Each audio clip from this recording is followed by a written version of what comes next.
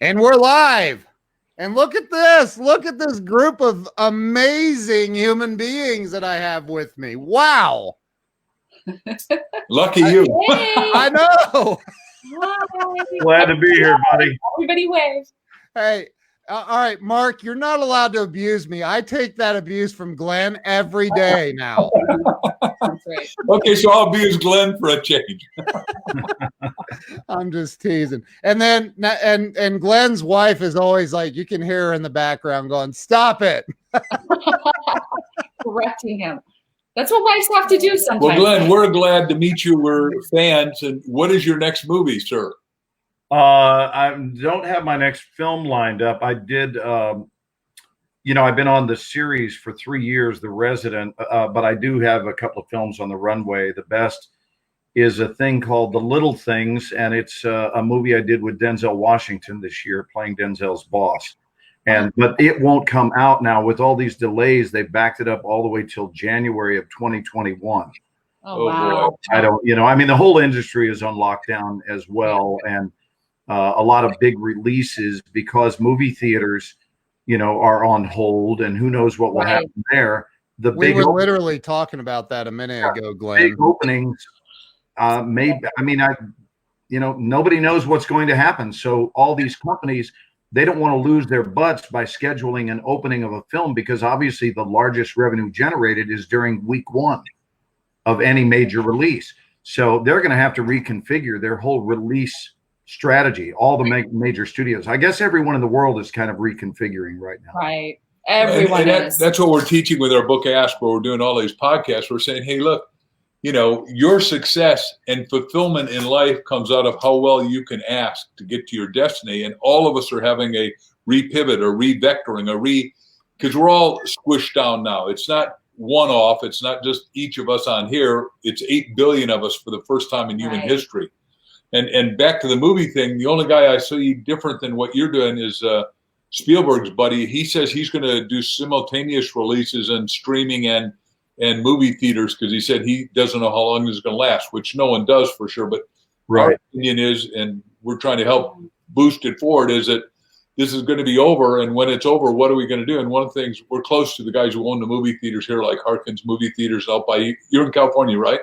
No, we're in Dallas. Oh, in Dallas. Okay, Edwards theaters. So we know two of the owners of movie theaters, but and it's tough for them. They're not making any money. They want you guys to air the movies, and we want to go back. We're movie addicts, and Well, there's nothing quite like seeing a movie in a movie theater because of two words, and the two words are absolute surrender. Yeah. You're surrendered as an audience, whereas at home the dog barks, the cat poops on the floor or vomits, the kids are screaming. The neighbors call. There's so many ways for an audience member to not be present when we're watching a film at home. But in a movie theater, it's dark and there's you and the screen, and that's it. I'm so glad you said that. We were just talking about that, Glenn, before you came on with. It's one of the things we miss the most, because we work from home anyway. We produce all our stuff from home, and we do a lot of filming here. We do everything here. So that's not a big deal, working from home. But we miss going out to dinners and with our friends.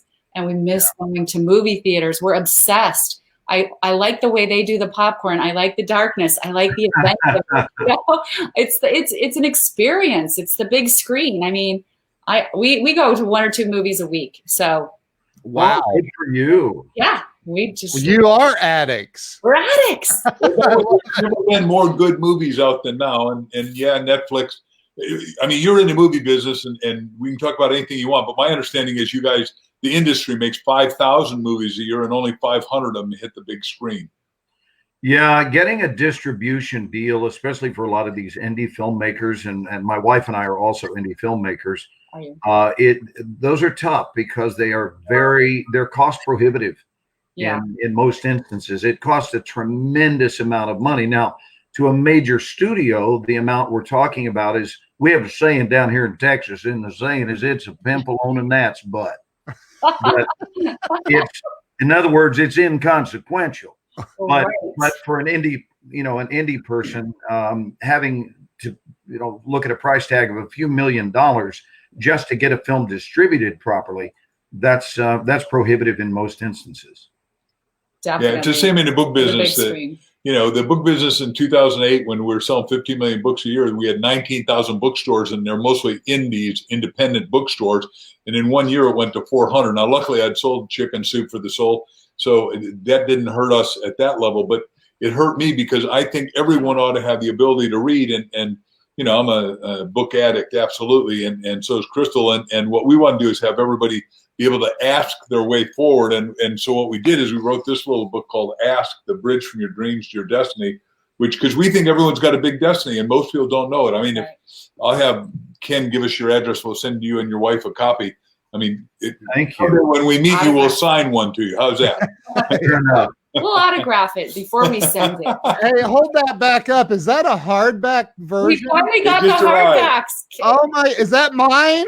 Yes. How did you know? No, you can't have it. Is that you only have one? No. We are going to send you one. You're one of those guys going to be getting us. You guys are amazing. Look at there's the common denominator amongst all of us right here. Bob Donnell. Yeah. Oh, Bob, we love you. Thank you for introducing us. Seriously, you're a great actor. We love you. What a great guy. So, I'll ask you a question. So what we discovered is that differentiating between people who are just okay in life and those that are vastly successful, they've got talent, both of them got smarts, have been well educated, they're likable, is the ability to ask. Have you found that you can build your career based on asking? And I'm asking objectively. I have no idea. I'm not trying to set you up. Yes, I want to hear more on your take on that. I would say a combination of asking and also claiming. Talk about claiming for a second, because that may be the receiving part. The spiritual line is obviously asking, you shall receive. Yeah. Can I set this up, Glenn? Please do. Of course you can. You know both parties, so please do. No, I want to set up what I want you to talk about. You're not. I've spent like 700 hours on the phone with this guy in the last 3 weeks, so I think I know almost everything about him. Although he keeps bringing up, he's like, "Yeah, did you see the movie I did called whatever?" And I'm like, no, sorry. And how are you going to set him up, Ken? I'd never seen 24. So anyway, about the story about when you teach this in your acting school about when you went to Hollywood. Oh, in terms of the verbiage? Yes. Yeah. Well, part of my consciousness program and really being a huge practitioner of spiritual wellness, emotional wellness, and really our heart, being a heart-centric person and someone who believes not only deeply in God, but deeply in the power of God as it expresses itself through all of us, and have been that way my whole life. Yeah. But what I've cited in a lot of these panels, as I told Ken, that and whenever I'm speaking to large groups of actors where everyone in the auditorium, a ballroom, it's 100% actors that are in those seats. And I was teaching courses on audition mastery. And what came up in some of the biggest takeaways, one of my two favorites is I explained to them that I'm about to give you your money's worth all in the next 60 seconds for the night. Now, I will give you many more takeaways, but here's the one I want you to grasp now. It's not just about doing well, it's about sustainability. So can you achieve? And then once you've achieved, can you stay? Can you maintain?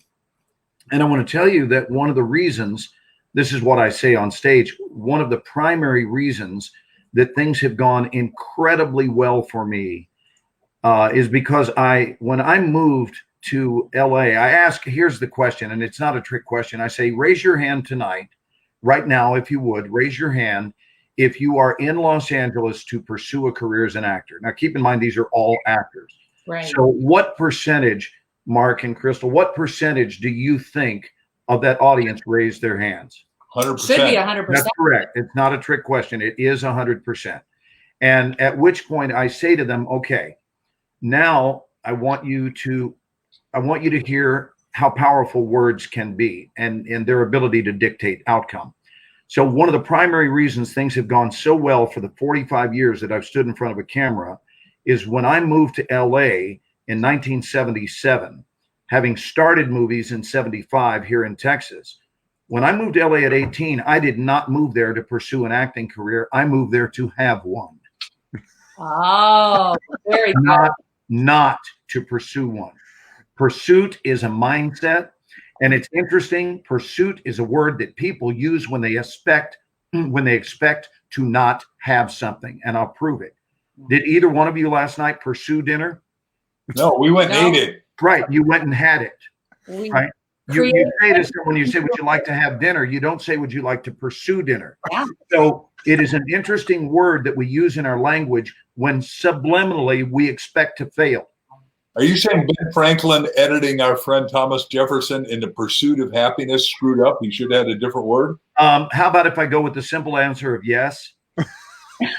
Maybe you should have said in the expression of that. Well, by the way, you could have played Thomas Jefferson because you got red hair, as you know. Yeah, well, thank you for commenting on what little red hair I have left. Yeah, right. Me too. There's same thing going on. There's in, thin, fuzz, and was, and I'm into fuzz. Oh, wow. Wait, say that again. I got to hear this. There's three kinds of hair: in, thin, fuzz, and was. Oh my God! May I use that and give you credit? Yeah. Oh my God!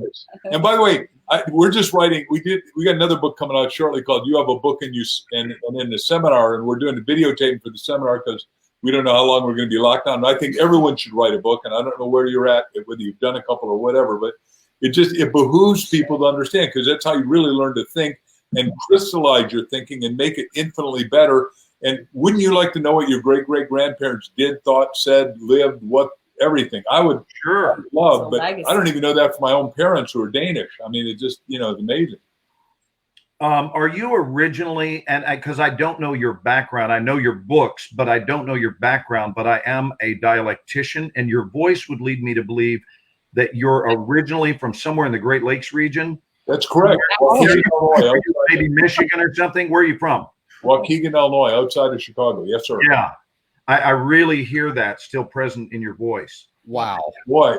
You have an excellent ear. Wow. Well, you're trained to know this stuff. You're like Professor Higgins, and I'm sure you saw that play because you were addicted to plays starting at 11. I noticed that's what you said. Yeah. And Professor Higgins could pick up anybody and where they're from, or whether they're faking their dialects. Isn't that interesting? Yes, and hand to God, I did not go and look up your bio to know that. It's all still present in your voice. And it's beautiful. But when did you first start writing? Did you start as a very young man? Were you when did you? At 16 years old, we were making a lot of money. I started a rock group because the Beatles came out. We had money, and we were going to do senior skip day. 8 of us were going to go to Chicago to a big play. And 7 of us went. One guy stayed back, and he's such a chicken that he announced to the principal that all of us should get detentions, and we got 40 detentions where you're not allowed to talk, but you're allowed to write. Well, I'm hitting on this girl sitting next to me, and I write, and she likes it so much she passed it around. They said, "Well, you're a really good writer. You ought to write for everybody." So, yeah, I've been writing since I was 16, and then I went through student leadership at Southern Illinois and a lot of stuff. But, and then I've always absolutely loved to write and communicate. My band was called The Messengers, and Crystal, these are rented lips. Crystal says that is prophetic of what I've done for my whole life. Wow. That is awesome. I didn't even know that. No. Wow. So you've known each other a very long time. In half a year. Yeah. Yeah, right. Yeah. What did you say, Glenn? I missed it. So you've known each other a very long time. Crystal and I? Yeah. No. We've only known each other for 12 years. Yeah. But we understand each other deeply. Yeah. What happens is true soulmates, really. When I got divorced, I wrote down 267 characteristics, values, virtues, attributes that I had to have in my next wife if there's ever going to be one. And she didn't know it until after we got married that she was 267 out of 267. Because most people go, boy, she's got to have a good body. She's got to be beautiful. That's great. Or he's got to be tall, dark, and handsome, which only fits for one of the 3 guys here. And it's Ken, not you and I. Oh, you guys are all handsome. What do you mean? Well, we're not dark, though. You'll appreciate this. Years ago, it's one of the more entertaining moments. Ken's never heard this, but I was doing a movie called The Men Who Stare at Goats. I saw that movie. And Wow. the movie was with George Clooney, Kevin Spacey, and Jeff Bridges.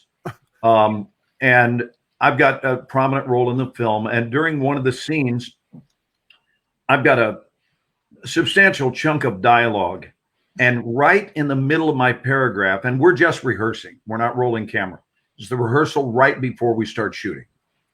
And I'm running my lines, and I just stopped. And I looked at the three of them. And the director said, "You all right, Glenn? Everything okay?" And I said, "Yeah, I'm just thinking that between the four of us, we've got 3 Oscars."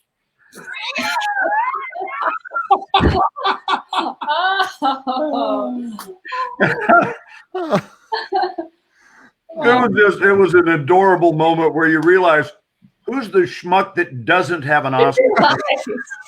Right? That's good.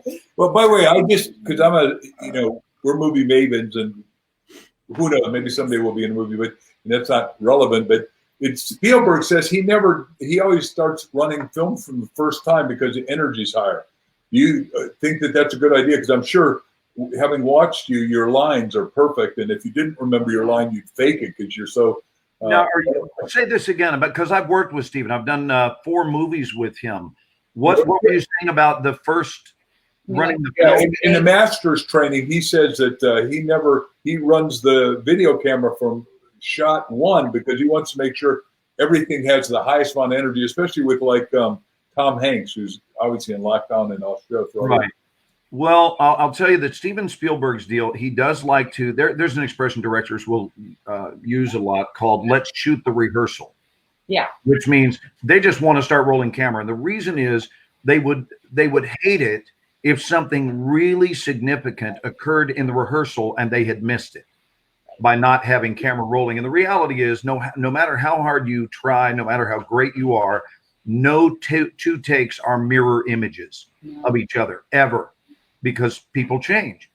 By the way, so I am doing all the big churches around the country, and I'm in San Jose when San Jose is just going straight up vertically, and I've got always packed houses, three seminars at this giant church in San Jose. And the first one was so profound. I mean, I had God floating through me. I mean, it just right through my crown chakra. And it wasn't me talking. It was God talking to this audience. Maybe they needed it. We went back afterwards here because of all the things you said about spirit just a couple of paragraphs back. I went back and we had 3 tape audios and a video on me, and none of them took. And we'd just seen the movie. It was long ago in the 80s sometime. Oh, God, with George Burns, of course, who was masterful, and sure. My friend John Denver. And it was amazing to me that none of them took. And I thought, I must have been, it had to be spirit, because I thought, back to what you're saying, no second take. I thought, oh boy, I'm going to do that at the same time, the second time. And I was prayed up and wanting, and we had the same singer warming it up, and she was just great. It's in every one of us. And I thought, holy cow, I can't miss it. It just was not the same. It was not flat. It was great, and they loved it. But they didn't know the first one. I got like a 15 or 20 minute ovation. It wouldn't stop because it just, sometimes you just didn't have the heroic glow. And I'm sure that's in acting too. So how you've known, obviously John Denver's not with us anymore, but how long had you been friends with John? 2 or 3 things. One is that the guy John's bodyguard was my friend, and the guy who trained me, and he also trained me in skiing, a guy named Tom Crum. I wrote the foreword to Tommy's book called 3 Breaths. And one time Tom calls me and he said, hey, look, I can't get to LA in time, and you're trained by me. I said, you take out 7 guys in a few seconds. I can take out 1 guy and then I'll get killed. But John needs a bodyguard and you're big, and they'll just assume that you're competent. And they go, well, and John trusts you. And I said, well, all that's true. And he was close friends with my teacher in grad school. I was with Bucky Fuller, Dr. Buckminster Fuller. You know who that is, for 7 years? I don't. Okay, well, he was Einstein's best student, created geodesic domes, spherical buildings made out of triangles, and Dymaxion cars that ran on alcohol, ethanol, methanol, and taught me that we got to take care of the whole planet. He was senior advisor to NASA. He was 71 when I'm coming into graduate school at 21, and he just blew my mind because I thought I was so smart. I was going to be a doctor of physiology, and the head of physiology was working with Bucky in NASA. Said, you're going to hear the smartest guy on the planet, Buckminster Fuller. 5,000 kids are there. And Bucky said, we're going to talk about cosmogony, cosmology, epistemology, synergetic, energetic math. He did 10 words, and I was so sophomoric. You know that term, right? Sure. I'm going, hell, everybody from Texas knows about being sophomoric. That's right. You may talk slow, but you damn smart down there in the South. You know. Anyhow, he blew my mind, and I begged to work for him and did that. So, but it just was amazing. But Bucky was on Tommy's thing.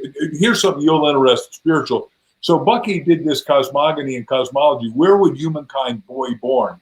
We've never done this in any other show, but you're going to be born naked, helpless, and ignorant when we came in, you know, as humankind. That doesn't solve the cause, but what's it going to need? Potable water. And Denver and Bucky and Warner Earhart, you know, I didn't have enough money to go on the trip, went to Tahiti, and they found the oldest cups that were, you know, like 15,000 years old, because the first thing you got to have is going to be, you know, potable water. Isn't that cool? Mm. Wow. So Glenn has told some stories to me and to a lot of people online over the last couple of weeks. Glenn, one of my most surprising things that you said literally happened yesterday. And I said, really? Yeah, it was Daisy Duke. I said, did you have a kissing scene with Daisy Duke? Because Scott asked, what was your first show in LA? And I said, the first show I did was Policewoman with Angie Dickinson. Oh, wow. And then, but I inadvertently said it was the Dukes of Hazzard. And then I realized actually Dukes came a short time later. It was my second job. That used to be a poster on my wall in my bed as a kid. Like, you know, that was part of going through puberty, was having either a poster of Catherine Bach, or Farrah Fawcett, or for the old schoolers, Jacqueline Bisset, or Raquel Welch. Oh yeah, that is old school. Right, yeah. That's old school. Yeah. But as Jeffrey was quick to point out, he said, Glenn, you're so old that old school when you were then, it was just called school. Yeah, Gedimer said that. Yeah, that's what Jeffrey Gedimer said. But no, I did not have a kissing scene with Catherine, but we had a couple of scenes together. She was very, very sweet. And I remember everyone used to go around.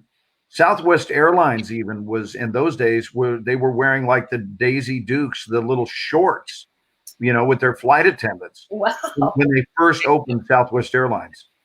I remember that. I didn't know that. I don't remember that. All the flight attendants, and that was before they even had male flight attendants, but they all wore these little bitty shorts. Like Hooters shorts. And Southwest was a 3-city airline. I remember when Southwest Airline is still to this day is a Texas-based airline, but they used to fly between Dallas, Houston, and Austin, or Dallas, Houston, and San Antonio, and that was it. And it's been really something to see them go from hot pants to flying all over the world, you know.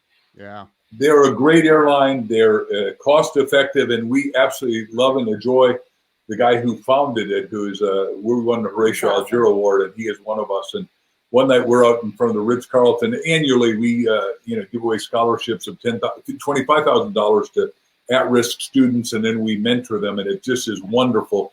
And they matriculate 10 of us in the U.S. Supreme Court. You get a little gold medal. But what is the guy's name that started it? Herb Kelleher. Yes. Herb is so funny. We're staying in front of the Ritz-Carlton, Washington, D.C., the most expensive place to stay. We're in tuxedos, and he's singing to everybody that arrives. I think the poor guys that are opening the doors and driving the cars don't have a clue who the two of us are and have no idea who he is. But he is being loud and boisterous, and we're sober, and he's shaking everybody's hands and welcome. And he had such, I think he's still alive, but had such joy of life. And he passed away not long ago. Oh, he did? Okay. Yeah, and he has a street named after him here in Dallas. Well, he deserves it because he was one. The trouble is he smoked too much, as far as I'm concerned. I don't think he smoked, I hope. But no, I don't. No. Yeah, we don't either. So. Yeah, well, he created the awesome culture of Southwest Airlines, just that laid back, fun singing. That's how he was. And he said, if you do pack your wife in a suitcase and put her in the overhead, it's going to be damn uncomfortable. Well, instead of us plugging Southwest Airlines, tell us about your book. Yeah. You got a book coming out. Yeah, so we're really excited about the book.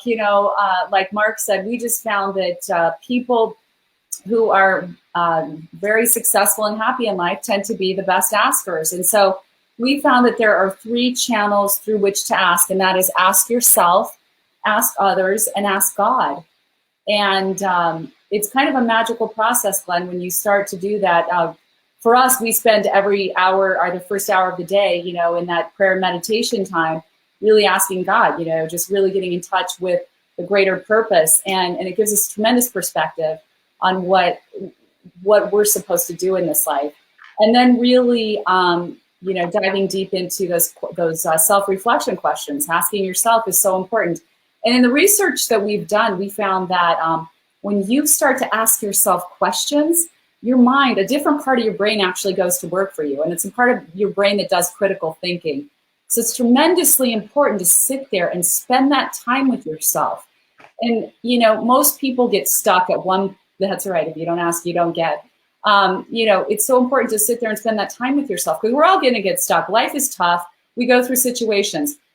And sometimes we just find ourselves getting sucked into our problems and our misery.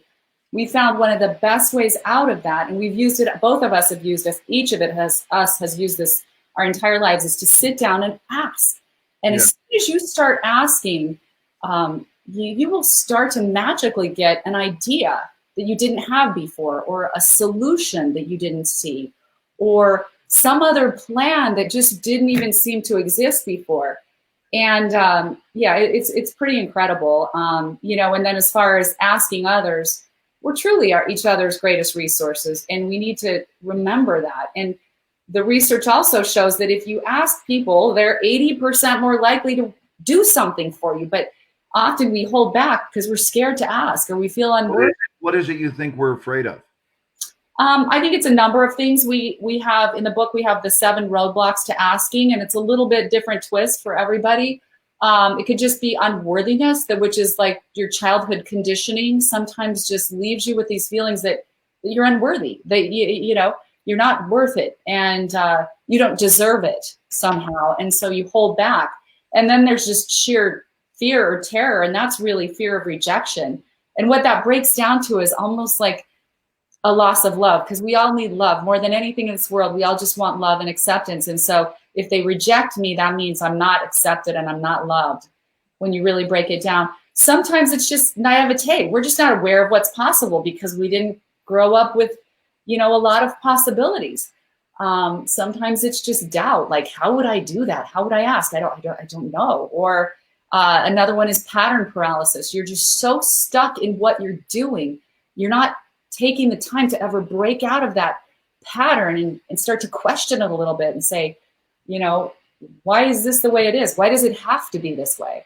So it's a really powerful journey when you start to ask through those 3 channels, asking yourself, ask others, and of course, ask God. May I piggyback on that? Because we're in the same lane right now. Well, that's exactly what Ken said to us. I love it. Yeah. We're very much in the same lane.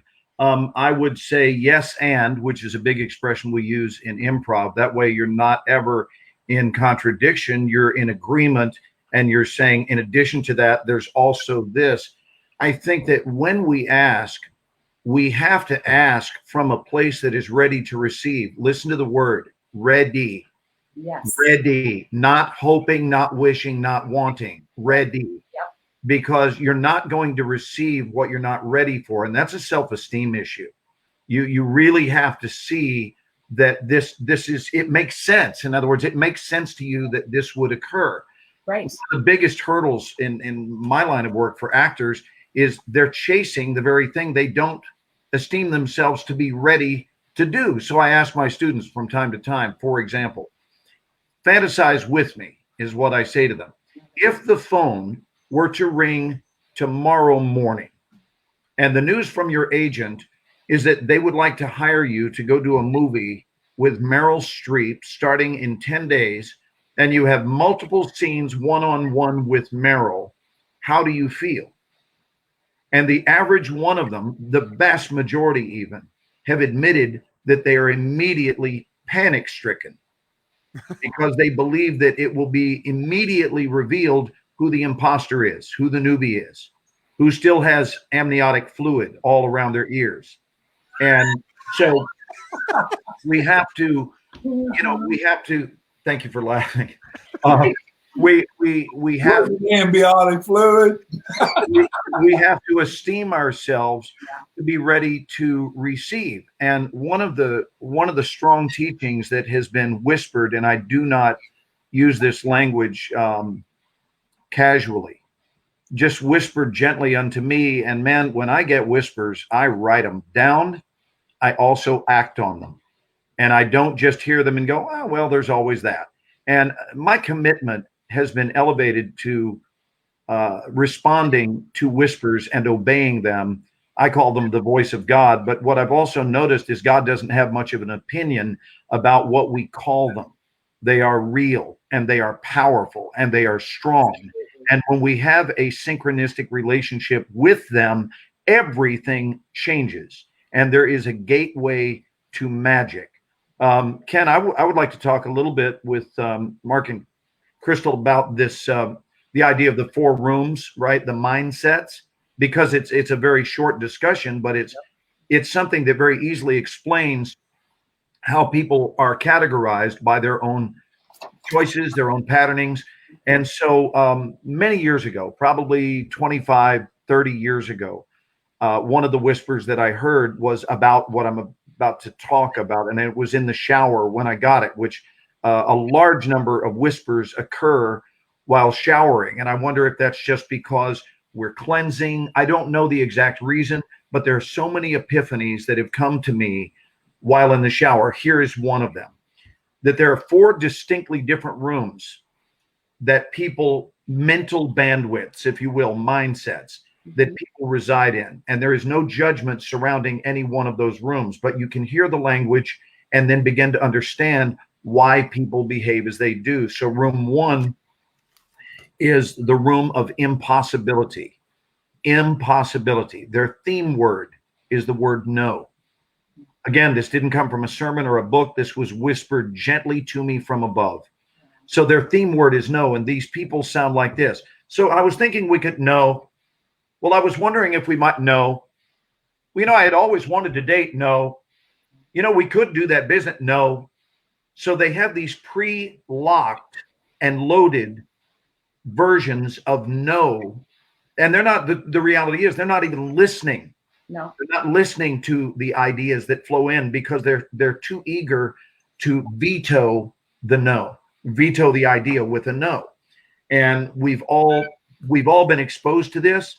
Hopefully we haven't been practitioners of it, but if we have, the good news is nobody is relegated to stay in the room of impossibility. That's room 1. Room 2, and I know these all from heart, I've been teaching it for years. Room 2 is possibility. And in possibility, their theme word is maybe. So it's the room of neutrality. In other words, it's neither yes nor no. It's neither pro nor con. It simply says, okay, I'm listening. Tell me more. Clearly, by comparison, we can see that the room of possibility is a room that is further down the path than impossibility. Now we jump to room 3. So we've got impossibility, we've got possibility. Room 3 is probability. Their theme word is likely. They see things as being likely to occur. They are well beyond neutrality. These are the plus people. These are the pro people. These are the people who nod a lot when ideas are being shared. Yeah. And then the ultimate room is room 4, my favorite room of all. It is the room in which I spend almost all of my time. I back and forth between 4 and 3, but I would realistically say I spend my time in 4 probably 98% of the time, and room 3 2% of the time. And room 4 is inevitability. And their theme word is the polar opposite of impossibility. Their theme word is yes. They come from yes, they engage yes, and they are committed to saying yes, and they say yes before they even have the details, because the only outcome that they envision is inevitably wonderful. These are people that know the word pronoia, which the vast majority of the world doesn't even know the word. They only know its opposite, which means there is a leaning toward negativity, societally speaking, because everybody knows the word paranoia, which is the belief that the universe conspires against you. And almost no one knows the word pronoia, which is the exact opposite, the intrinsic belief that life is here to cooperate with the deepest yearnings of our soul. So that is a quick explanation of 4 different bandwidths of understanding. And I've gotten to the point where I can meet someone and within for sure a minute, and sometimes as short as 30 seconds, I will be able to identify what room that person is residing in. Well, let me just hitchhike in that and say that our books and all the businesses we own, and there are several, we say 3 things. They got to be original, they got to be unique, and they got to be inevitable. And the first thing in this book is the 4 whispers that my wife received, if you don't mind my saying it. We've never said that before, but we start with a parable because that's original, it's unique. And there's nobody that has read this yet, and I'm going to send it electronically to both of you. Ken, make sure you send me his e-address, and then if you would please, and that's okay if it's okay with Glenn. And then, of course, if you read it, you'll see that the parable is called the parable of Michaela, and I don't know if you want to talk to it, but talk to how you whisper. Please do. Yeah, she's sitting there jumping. I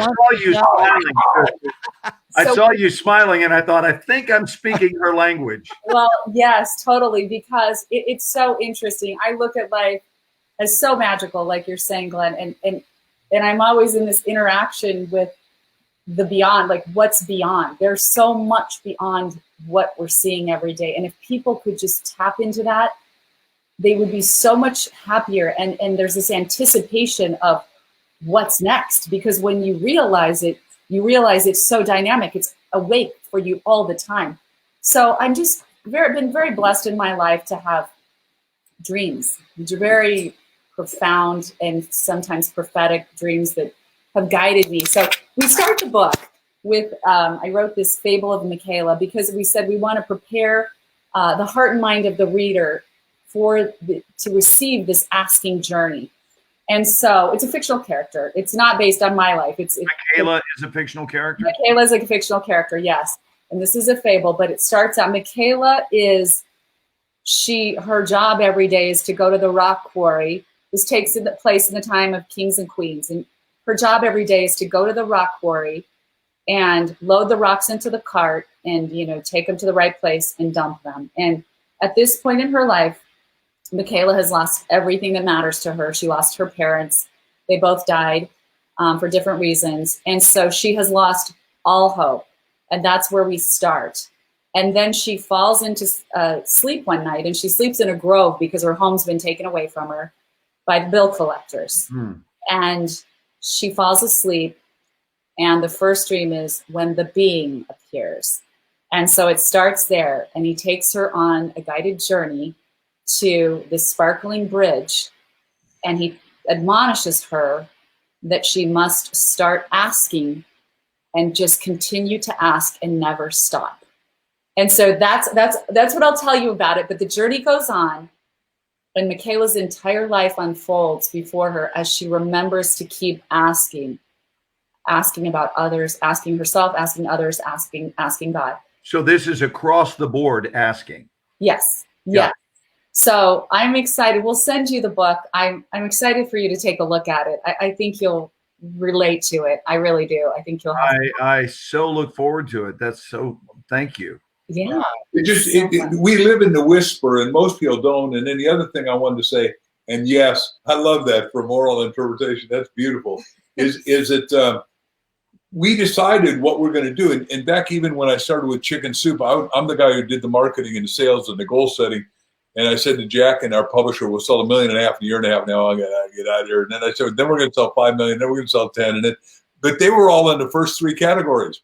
I was on It's Inevitable. He's always inevitable. I haven't got time if we're not going to do this. I'm either going to make a statement here, and I'm going to sell 1 billion books because I'm going to live. It's inevitable that I will live 120. Yes, because the Bible. Go ahead, Glenn. No, I just said that's what champions do. Yeah, the Bible says you're supposed to, Genesis 3:6, you're supposed to do, 120. I thought, well, heck, that's average. what the heck? I got to go to 127 without for renewal. I got stuff to do, so I'm only halfway through the game, and there's a lot to do. If you're alive, awake, enthusiastic, tune in, and what you're saying, tapped into, a higher power, which I got to tell you that we believe we're under the favor of God at levels that just are extraordinary. We're deeply, profoundly thankful, and we think this whole book is that kind of blessing, not only to us, but more importantly, blessing the people. Wow. We wrote it, and we had no idea we go into this. I'm going to call it almost a catastrophic time where 8 billion of us are locked down. I mean, that's an enormous problem at every level. I have to make a point, and here's my point about this book, because I cannot wait to read this book. I just can't wait. I can't wait to hold like that, like what you were just. I can't wait to hold that. But this is coming from a guy who sold over 500 million books, and you are so fired up about this book and convinced that this is going to be the best-selling book out of 300 and how many books? 327 bestseller. The point is, I think all that stuff that we got is what we call a good foundation. I mean, just all the acting you've ever done, which has been great. The point is, you are more seasoned now to do something better than you've ever done. Every one you do should be your opus. Wouldn't you agree, Glenn? Yeah, 100%, Mark. 100%. I feel like my mind is so full. And one of the first things Ken said is that you got to be careful because this guy knows so much. He's going to be your and Crystal's equal in talking. I said, it's fine with us. We find people to be interesting. Like one of the things that Crystal said this morning when she was back in high school, she would never date really good-looking guys if they were mentally empty. You gotta have some intellectual. Yeah, I just had this, I dated some really good-looking guys. They were models or whatever, and it didn't last. If they were just good-looking, if they were just super good-looking, and there wasn't this deep depth or richness. Well, Crystal, what on earth would be attractive about vapid? Yeah, vapid is not attractive. No. Not at all. And I was like that from a very young age. It's interesting, but I'm thankful. I just see the whole person, and that's what attracts me. And people would go, how could you break up with him? He wants to go out with you. And I was like, I went out once. I don't need to go out again. I don't know that there's anything more stimulating for real than, and I'm saying this right in front of my wife, I don't think there's anything in life more stimulating than great conversation. Well, by the way, people say, how do you guys spend 24/7 together and travel absolutely everywhere you go? Well, right, when I was divorced, I wrote down 167 things I needed in my ideal significant other person, values, characters, attributes. I never told her. Now, we printed them in the 20th anniversary of Chicken Soup for the Soul called The Ultimate Love Story. But the goal is most people want to have a soulmate, which is great. But I think we went to the higher level and we listened to what you said about your wife, even on video today. We were watching that video where it isn't an option. One of the 167 points was got to be monogamous. She's got to have her own money. I don't want somebody to marry me for my wallet because I'm rich. That's not okay with me. She's got to be deeply thoughtful. She has to have profound spiritual values because all of us on this line come from deep spirituality. My belief is this also, Glenn, is that while we're helping everyone discover their destiny, and I think we're waking up people as they watch this, is I think people are afraid to admit they're spiritual beings in a physical universe. I love that. What do you think that comes from, that fear? Why would they be afraid? I don't disagree. I'm just curious. Can you say more on that? Yeah, I've never talked about it. We'll both talk about it, and I never take anything out of the wind out of her sails. No. But my position is that people are afraid because they say, well, what if they don't like the religion I am? What if they don't like my position on spirituality? What if they don't find out I'm a Jew-boo, as some people say? Or what if they find out I'm not in the right sect of Christianity or the right sect of Buddhism or the right sect of Islam, whatever. And it's all idiocy because what you said early on, I'm told there's 367 names for God. And God doesn't care what you call him as long as you are in tune with him. Right. Or her, or Father, Mother, God. Go ahead. How would you answer that? Well, what were you going to say, Glenn? I think Glenn was going to respond to that. I'm capable of yapping about anything at any time, so I didn't have any specific thing locked and loaded. I go to every subject with an open mouth. Well, and I think another keeper from Mark Victor Hansen. Thank you, Mark. No, go ahead, Crystal. And then Ken had something. I just remembered that we were on his show. Oh yeah. No. Don't let him on my show. Just one quick thought about that conversation. That's all. I'm just thinking maybe people are afraid because we think everything has to be so certain. We don't trust anything. We live in this physical world, and it's so hard for us to trust something that we can't see and quantify and prove. But once you've had experience with the divine, it's so real. It's more real than anything you've ever experienced. And so, I would just challenge people to just have trust and faith and take that leap, because it's so beautiful. Like, life changes so much.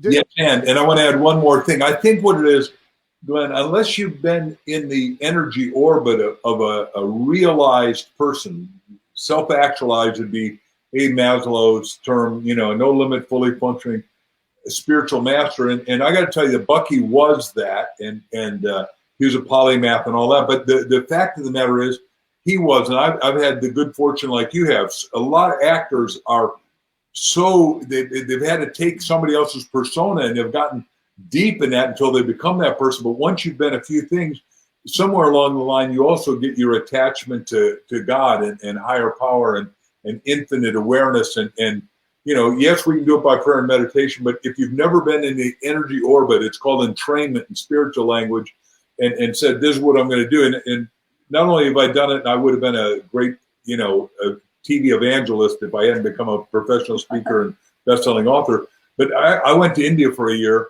almost, and the school sent me there, and we studied with everybody in all the different ashrams, and this guy and I traveled way beyond what we were invited to do.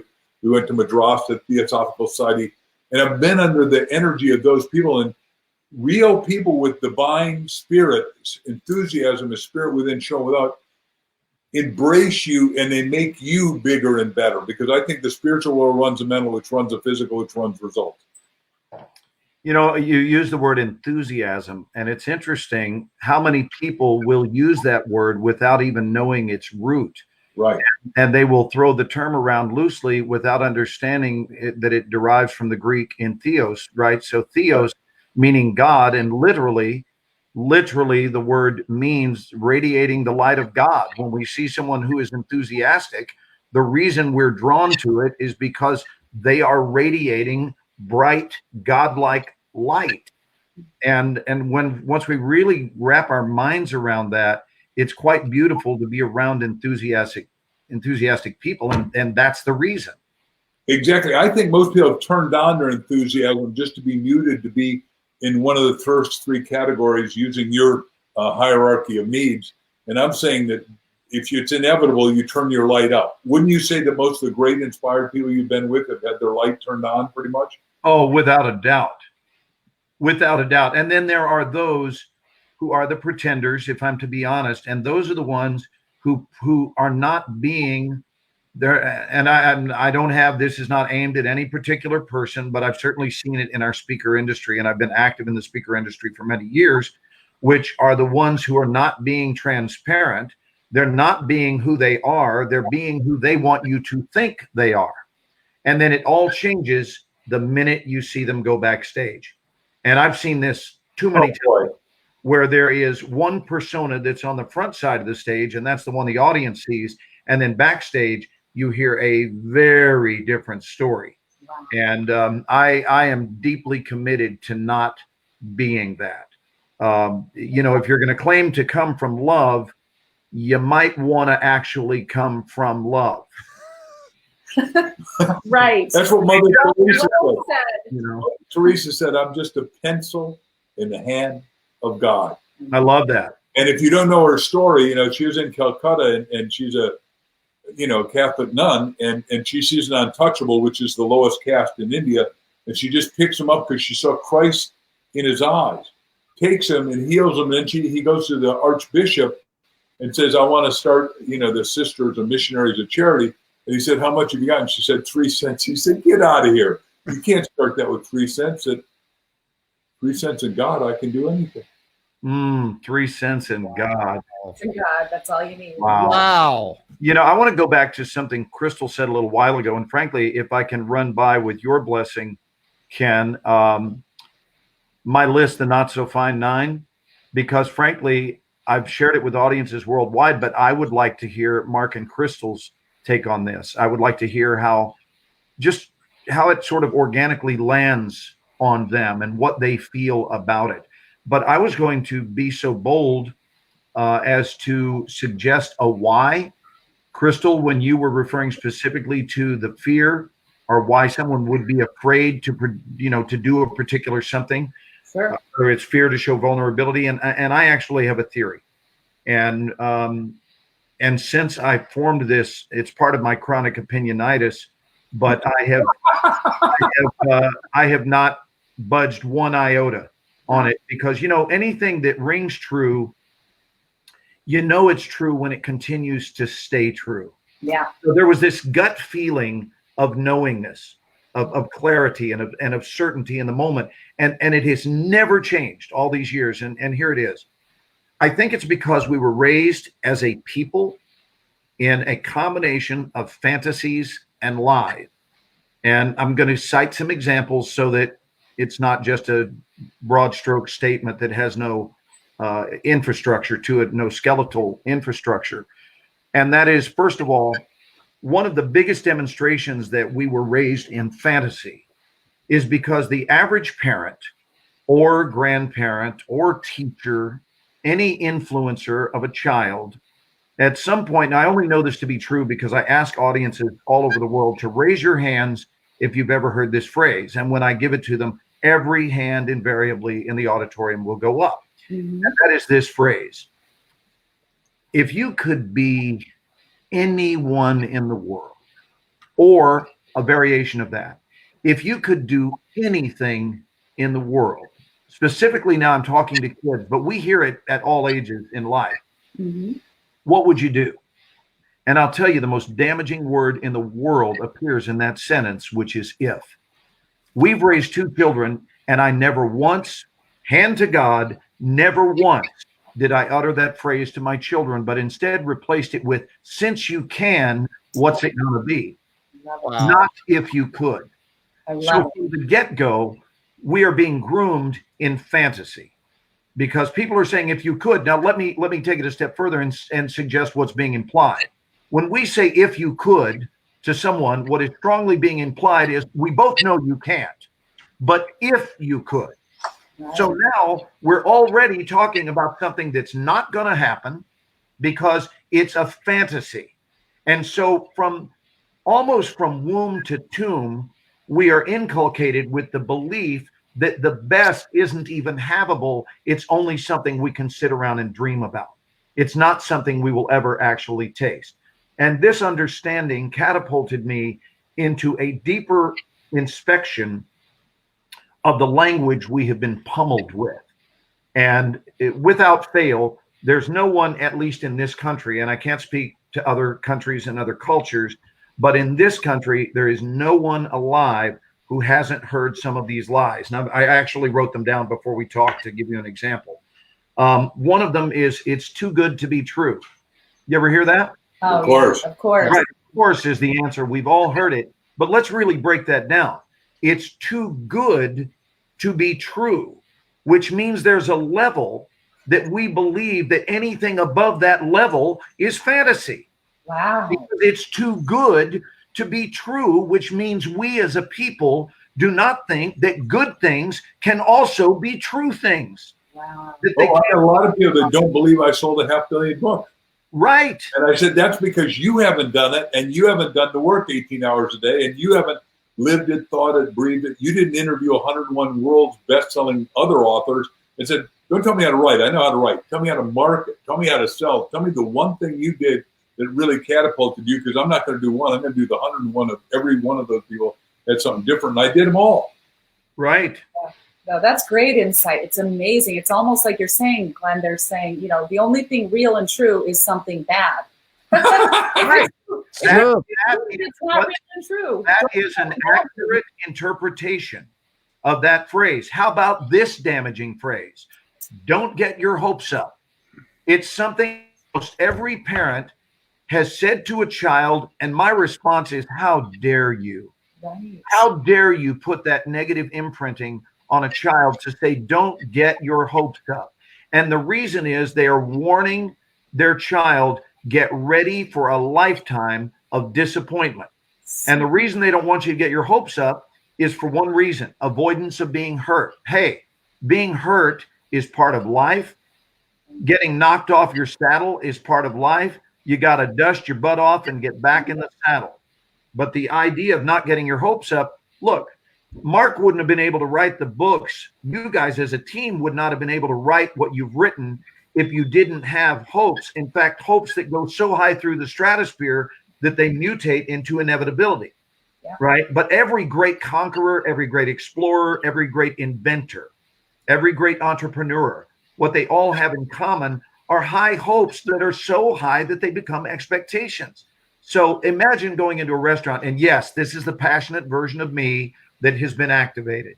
But imagine going into a restaurant and saying, excuse me, David, your name is David, really nice to meet you. Listen, my wife and I are utterly smitten by this low hope platter. Could you bring us two of those? Nobody would ever order the low hope platter.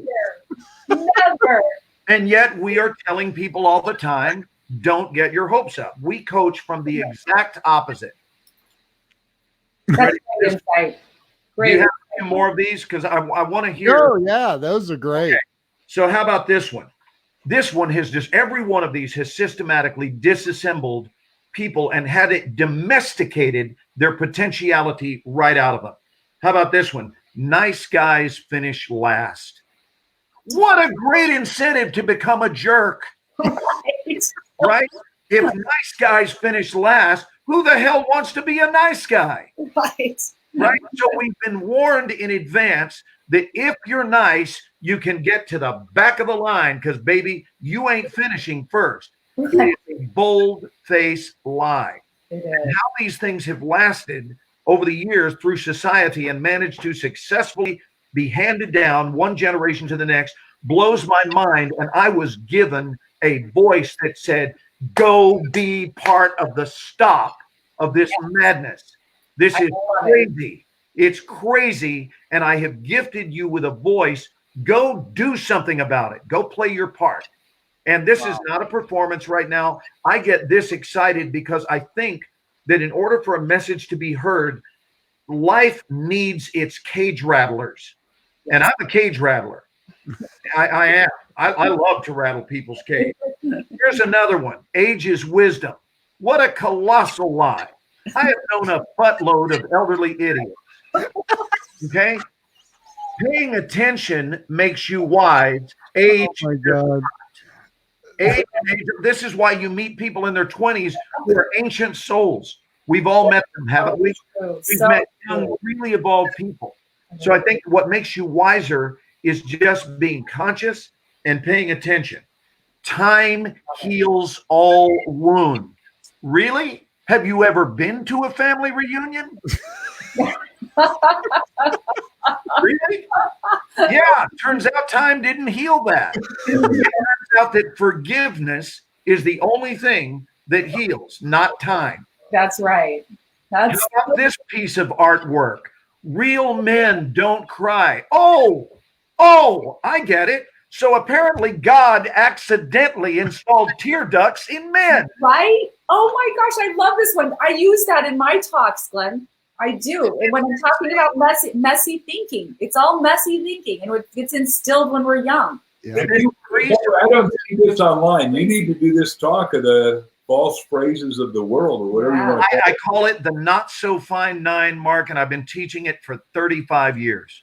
Yeah. Well, I just, all I'm saying is I'm writing a book now, How to Speed Write Your Masterpiece Title. I think the concepts are brilliant. I have written them all down. I don't think the title's right, sir. Okay. I don't have your title. Hold on, I need to go into some wounded feelings for just a minute. Okay, I'm over. I want to rip your damn heart out. I want to make you bleed. A new title. That's all. Hey, Mark, believe me, if you want to reach out to me and offer me a better title, an upgrade, if you will, I'm the guy who will drop his way the moment I find a better way. Yeah. By the way, the point is, what I do is, in this seminar we're doing about, you have a book in your seminar, the second chapter is on title, because the book doesn't get open unless the title is arresting and it's simple, and your title is just okay. And I'm not here to direct you or advise you, except experientially, and my experience is that you got such a magnificent concept. We got to have a title that's equal to here's the concept and the title's here. I want to bring them both up. Yeah, well, you wouldn't be telling me this if it weren't for reason, so I receive it. Thank you. Wow. Yeah, I don't have any reason to besmirch you. God knows, I wouldn't do such a thing. Isn't that a nice word? You've been besmirched today, boy. Hey, I think you were just defenestrated. Is that what it's called? Yeah, Mark just single-handedly threw me out of a window. Defenestration. Hold on. You used this word the other night. I said, Glenn, you got to stop. Don't send Mark a Christmas.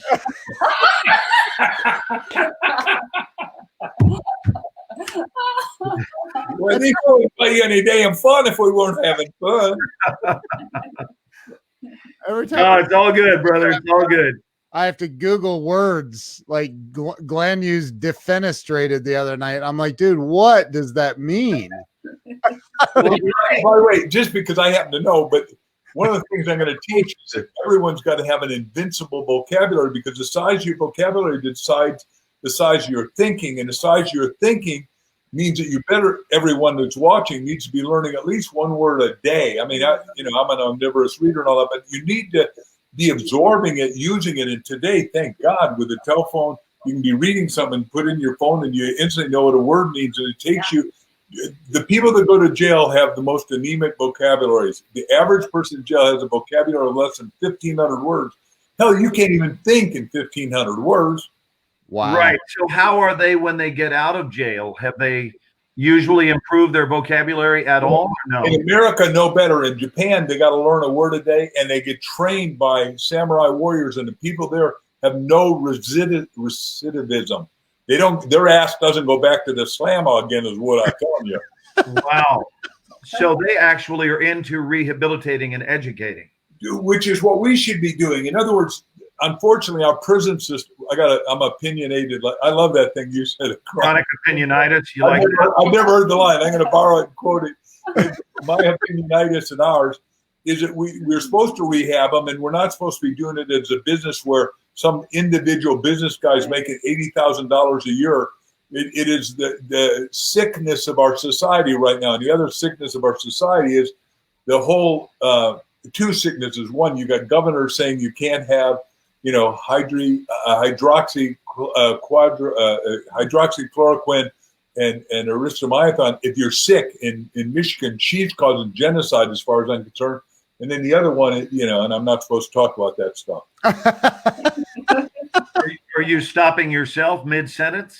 Yes, just because I know that I'm not supposed to give medical advice, and I'm not. But I took that stuff when I was in India. Might have been that poke you just got. Yeah, she's a poking me. Oh, that's all right. I'm an actor, and I'm offering spiritual advice. So, I don't know what qualifies me to shoot off my mouth, but it's never stopped me. So. Oh, my God. Well, listen, the Apostle Paul, it used to be Lions 10, Christian 0, and he ended up turning around, and he said, the things I once loved, I now hate. The things I once hated, I now love. So the point I was going to make, though, is that we have a business of profession. We did Chicken Soup for the Prisoner Soul, and it's abusive that we put more people in prison, some of whom don't need to be there, but none of them are getting rehab. That's what you and I are agreeing on. I didn't realize that was part of your series. What a beautiful category to address. Yeah. When did you add that? Oh, a long time ago, 10 years ago, probably. We've got 254 books in the series, so it's a substantial amount of series. I mean, we started with, the original chicken, then we did Second Helping, and then we did Chicken Soup with the Teenage Soul, which went off the Richter scale, sold 19 million because we tested it on 12,000 kids at Nickelodeon. The head of Time Warner was trying to buy us, Larry Kirschbaum, said, my daughter loves Nickelodeon. Why don't you test it with her? And my daughters were young then, and they get up and I doubt you ever watched it, but they slime people, and they thought that was the funniest thing ever to go get slimed, and I got them to get slimed, and then they got to take a shower after that and video it over. And they thought, oh, Dad's cool. He can do these cool things and get us to do stuff no other daddy can do. Where do your daughters live? In California. Oh, in California. In our marriage, we'd end up with five kids, so we got a lot in Arizona with us. We have 3 kids in Arizona and 2 girls in California. Wow. Both our kids. One just turned 40 2 weeks ago, and we had to do the birthday party via Zoom because of the virus, which was sad. But you know what? It is what it is, and so we were able to make the most of it. And I got to share with you a beautiful moment. We sang to Greg, and Greg drew back and went like this, right into the camera. And Carolyn was sitting on our end of it here in Dallas, waving so that the candles would, with a paper plate, so that the candles would go out. So in effect, he blew out his candles from California to Texas. Oh, that is so cool. I love it. It was a great visual moment. You guys are creative. That's cool. Hey, Ken, I want to jump right to that. The last one that I closed with, I didn't do all 9, and it's not important that I do, but I want to share with them the final one because it seems to be the most thought-provoking of them all. Yes. I'll let both Mark and Crystal finish this sentence for me. You ready? Yes. The grass is always greener on the other side. Yeah, so what audience can't finish saying that? Right. So here's another terrible piece of life coaching, mainly because of the most damaging single word in that phrase, and that word is always. The grass is always greener on the other side. There are a couple of really bad pieces of advice contained in that. One, basically, it's telling someone, get ready for it to suck where you are. Right where you are, expect it to suck. And just know this. If you're going to find greener grass, you're going to have to go somewhere else for it. And this is one of the reasons that relationships break up, whether it's a marriage, whether it's a business relationship, but it's people searching for greener grass because they were told that it's always, which is not in the spring, it's not most of the time, it's always greener on the other side. Therefore, is it so surprising that people should go to the other side in search of greener grass? Not at all. No. And then when they find it, and some of them are actually successful in their campaign to locate greener grass, unfortunately, here's what they don't know. What they don't know is once they find the greener grass, they're all excited and eager and enthusiastic, and they get on their cell phone and tell everybody, I found the greener grass. It's real. I'm standing on it. I've never been this excited in my life. And do you know that within 90 days, the very grass they were so excited about finding is not similar to, but rather it's now the exact same color as the grass they left behind. And the reason is because it is directly proportionate. Grass has no opinion about its own color, but it is now directly proportionate to the skills of its landscaper. Yes. So if your landscaping skills caused brown grass out yonder, then all new grass you're going to find is going to do the same thing until you improve your lawn care skills. So in relationships, if you can become a better caretaker and a better steward of your lawn, then you won't have to go chasing green grass, and it can be green right where you stand. So true. That is really profound, Glenn. I love it. I love all of those. Because you always take you with. So you screwed up the grass here, you're going to screw up the grass on there. Right. Common factor, right? Wow. So those are just, they're good launching points to understand how could it be that we're often in doubt? How could it be? How could it be that we are operating at less than our optimum? And I think that this offers a really clear-cut explanation, because the answer is we've been swimming upstream since we swam upstream when we were competing with 500 million other sperm to get here in the first place. And then once we defeated that herd of competitors, we got here, and now we're swimming upstream against societal belief systems. And I think it's up to the individual to have a private chat with the creator. Yep. Just sit down and say, look, I get that you designed me, and I'm committed to the fullness of its expression. So I'm going to trust you and only you, and I'm not going to be distracted by the nonsense of my fellow man.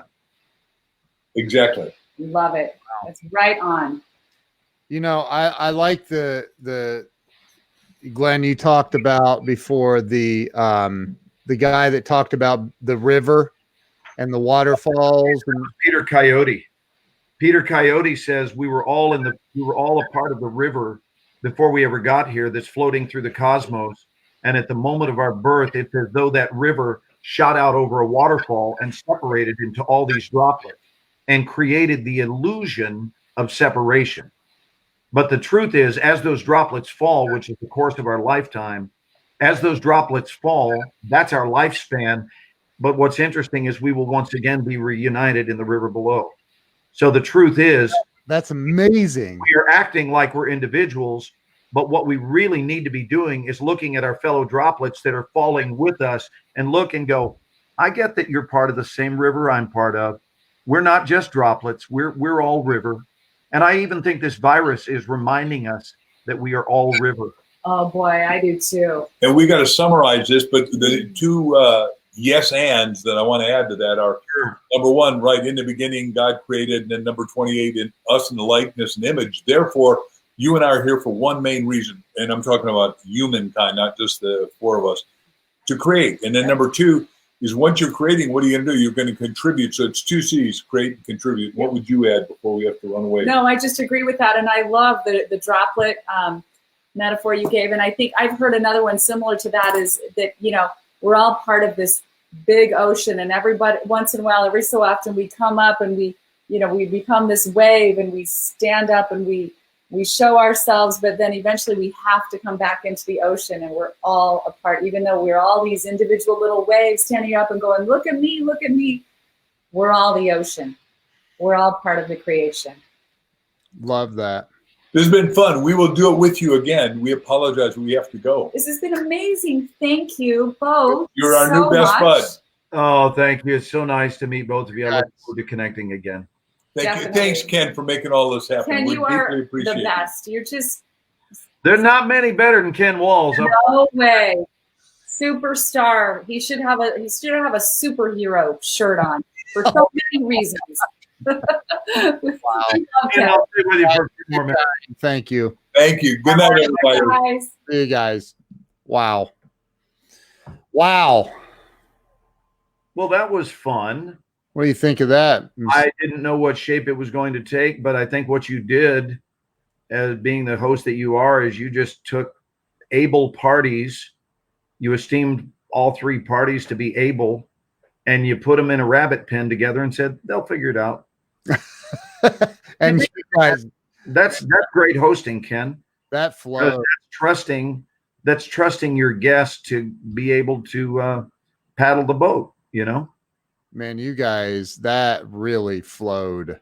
That was amazing. Wow.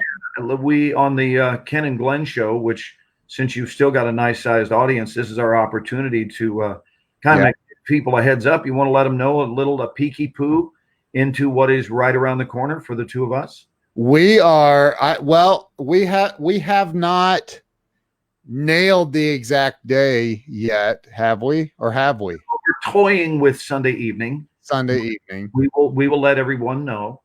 The Ken and Glenn and Scott McGuire. McCain. I'm kidding. Hey. Scott McCain. I heard Carolyn. McCain. Scott McCain was on here. I don't know if he's still here or not, but Brian Hess. Look at how to spell his name. It's McCain, and he's the coolest dude, man. He's got great stories, and he doesn't even have to have great stories. All Scott's got to do is talk. He is, yeah. And when we hear his voice, we just go, oh, just say more. Yeah. Could you read the phone book, please? Scott is watching. It just popped up and said Scott McCain is watching. We should. Hey, Scott, I apologize for saying McGuire. You know I know your name, brother. My bad. Feel free to call me Glenn Lesbath. Feel free. Instead of Morshower. Yeah, you got to hit me with a Lesbath. You owe me at least one for that mistake. Hey, we could have Scott. Scott's watching, man. We should bring him in. And who did you just post something from? You put something up just a moment ago. Brian Hess. Oh, Brian Hess is watching. Yeah. He took 4 pages of notes from that outing. Man, that was great. So Scott, hey, you want to have Scott come in? Sure. You know, I have noticed, Ken, that the majority of your guests, maybe even all, I'm not sure, I could have missed it, but the majority of your guests are really good about it. And I do the same thing. I'm sitting here with a notepad. They write down stuff that moves them. And I, you know, whether or not they'll ever re-mention it on their own, who knows, but it's something that they found to be significant. Yeah. And they don't want to have it be a one and done. They want to go back and look at it and delve more deeply into it. I do that too. And I think successful people are also great note takers. I always have a notepad laying right next to me. And I just filled up a couple of pages. So every time I do a Joe Ingram, Brian writes really big. Jeez. Joe's got jokes. Scott, I sent you a link. I don't know if you have the ability to come on or not, but it'd be great to discuss the show and just let. By the way, this is not the lighting. I'm just looking at the camera now and noticing I got some sun today, man. I went out and did some walking and it was beautiful. I haven't had my skin change color in a while, and you know, as a redhead, we burn. And that's what we do. So the goal is to burn less. My skin color is such that it's so hopelessly Caucasian that when I go to see people who want to show me, my skin is so fair, honest to God, Ken, when people want to show me photos from their trip to Tahiti, I have to apply sunblock to look at them. It's bad, brother. Oh my gosh. It's bad. It's ridiculous. You know, I love that they were taking notes and I was taking notes with what they were saying. And it's that book, by the way, that they have coming out just sounds phenomenal. It really does. I cannot wait until I just can't wait to read that. I love, you know, if somebody said, what's your favorite type of book to read? Mine is always spiritual. Always. Dr. Wayne Dyer, every book he ever wrote, I've read multiple times. You and I are both big Wayne Dyer fans. Love Wayne. Love him. Amazing. Yeah, it's you know, I look forward to also meeting Mark and Crystal in person. That will be nice. And you know, it seems to be impossible for me to casually go through some of my contributions. And the reason is they're not casual. Right. They're not casual information. So from my heart, I will share with you that when I share them, I'm giving them what I esteem to be their due, meaning their due passion, their due credit. Because if I sit here like this and go, let's go to number 3 now. Here's number 3. Yeah. I'll believe it when I see it. No, you won't. You'll see it when you believe it. All of a sudden, everyone's going to sleep. And I will admit to you, I'm upset. Not angry, but I'm upset with our world that it seems to be so okay with mediocrity. I'm admitting to you that I find that bothersome because I am so often seeing better for people than they see for themselves. And I'm here to, I'm just, what's the old saying? I'm just here to help. I'm just here to help. But part of being a trained metaphysician includes getting someone, like just getting them, getting their essence. Yeah. And helping them remember, not learn. You've heard me use this term a lot in the last 2 weeks, but rather than learn, remember who it is they are and remember their own limitless potentiality. I don't find that the average person is spending a lot of time embracing or actively engaging their limitless potentiality. It's just, I don't know. What are you doing down here while you're alive, while you're breathing? I don't know, hanging out, going to ball games. Okay, congratulations. How's that working out for you? Right. As long as they're happy, I move on down the highway. But if I see someone who has this grandiose vision for life, and then there's an incongruent pathway to access that vision, then I want to help them understand the pathway you're taking does not produce that result. Yeah. And here's why. And educators have been doing that since the beginning of time. But I think it's a shame, and I'll kind of sum up with this. I think it's a shame that so many people wind up having, you've never heard me say this, Ken, but I think it's a shame that so many people wind up someday being placed into a box, having colossally underlived their life. Yep. I think it might be the greatest tragedy that occurs is the tragedy of what could have been that is laying there buried in the ground.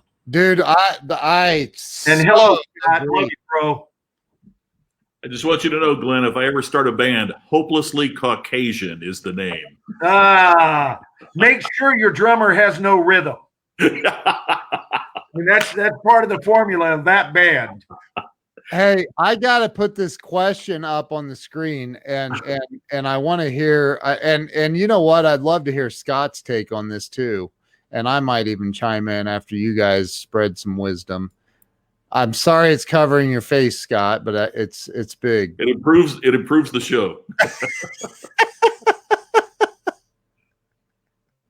Am I to read this? Glenn, I have a question after last night. With so many actors that are seemingly so in touch with themselves and some viewed as motivational speakers, why do you think we see some of those very actors go off the deep end or even take their own life? Carrie, first of all, thank you for all your postings. Ken highlights them quite often, and they're always good questions, good comments, insightful, and certainly I hear a great deal of compassion in that, and I can speak to that. And I may be able to offer you insight that not everyone considers because I know what it's like to lose my own anonymity. What happens is it is very difficult, not across the board, but aspects of it and a substantial amount of it. It's very difficult for people to be revered and to live on a pedestal. It's very difficult. It's very difficult when you wake up and realize that so many people are viewing you as either a role model or simply someone that much of society is actually sitting around waiting for you to take a fall. And it's interesting that the higher up you are, the more they're interested in watching the fall. Apparently, there's not a lot of joy in watching someone fall off a curb, but if you can fall down a staircase, that's really a good laugh for a lot of people. And so, I've been friends with a lot of celebrities, and to a lesser or greater extent, many of them have suffered with the very thing you're talking about, depression. And I knew Philip Seymour Hoffman. Of course, Philip's it's not really the same because I don't think Philip intended to take his own life. I think that was just a trip that went bad. I think he intended to go away for a little bit, like other successful trips, because to my knowledge, there were no notes left behind or anything like that. But being a Robin Williams, for example, is one hell of a responsibility. And I've talked about this at length in my seminars, and I'm going to give you a for instance. There is no such thing as Robin Williams walking into a room and everyone being fine with him just sitting there. that would never, ever happen. Mm. Our role was to be the trained dancing monkey. And society's job is to put 50 cents into the machine and turn the grinder and make the monkey dance.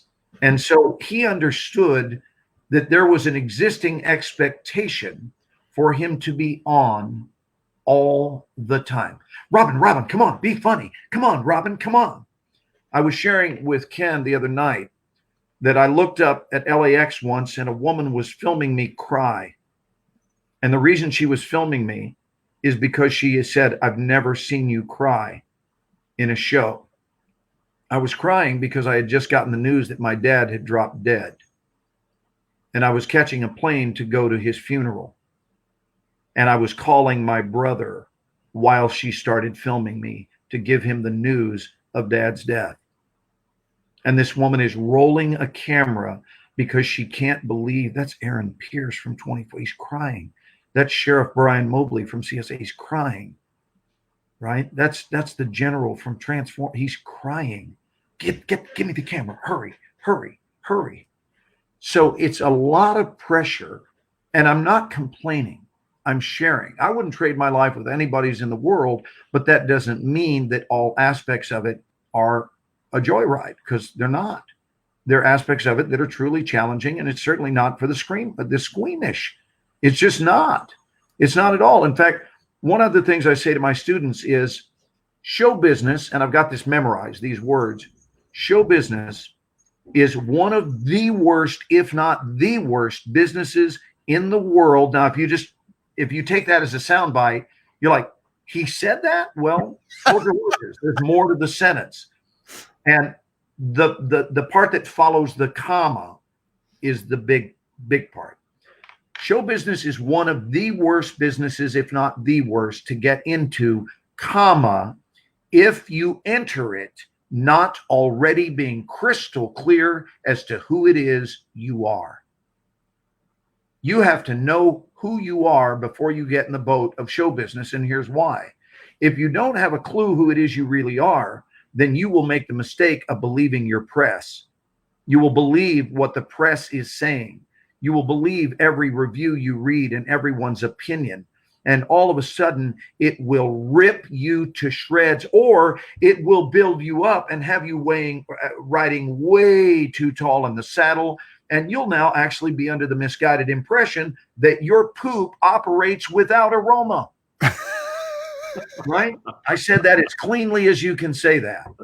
So, and that's because everyone is giving you attention and time and energy. And even on sets, people will say, can I get you your breakfast? What would you like for breakfast?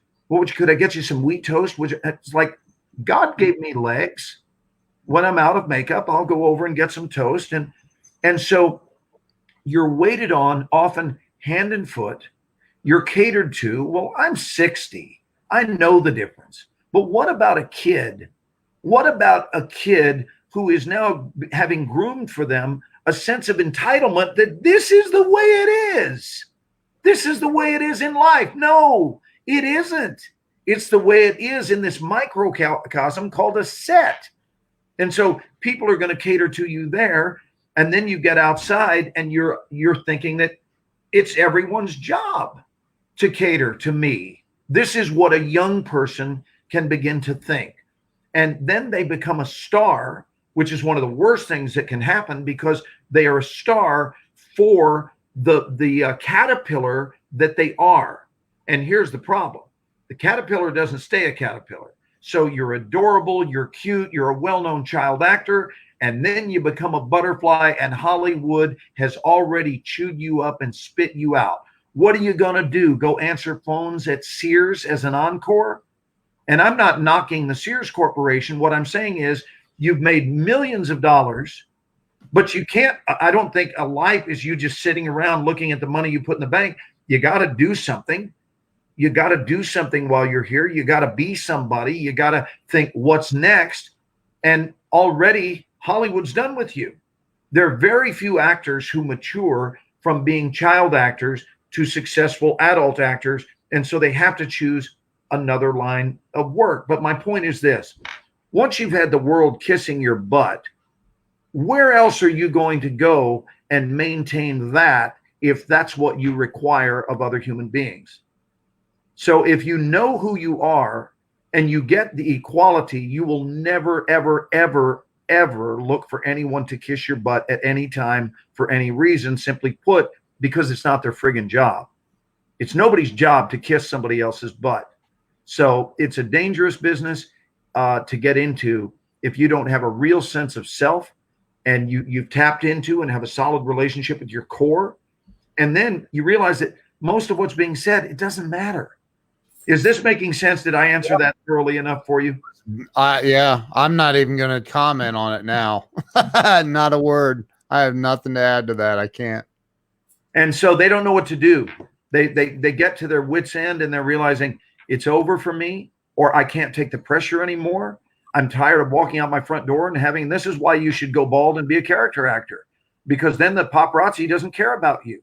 I live here in Dallas. Nobody bothers me. I don't have photographers running around, but I also don't have an agent that is contacting the press to make sure that they're all over me.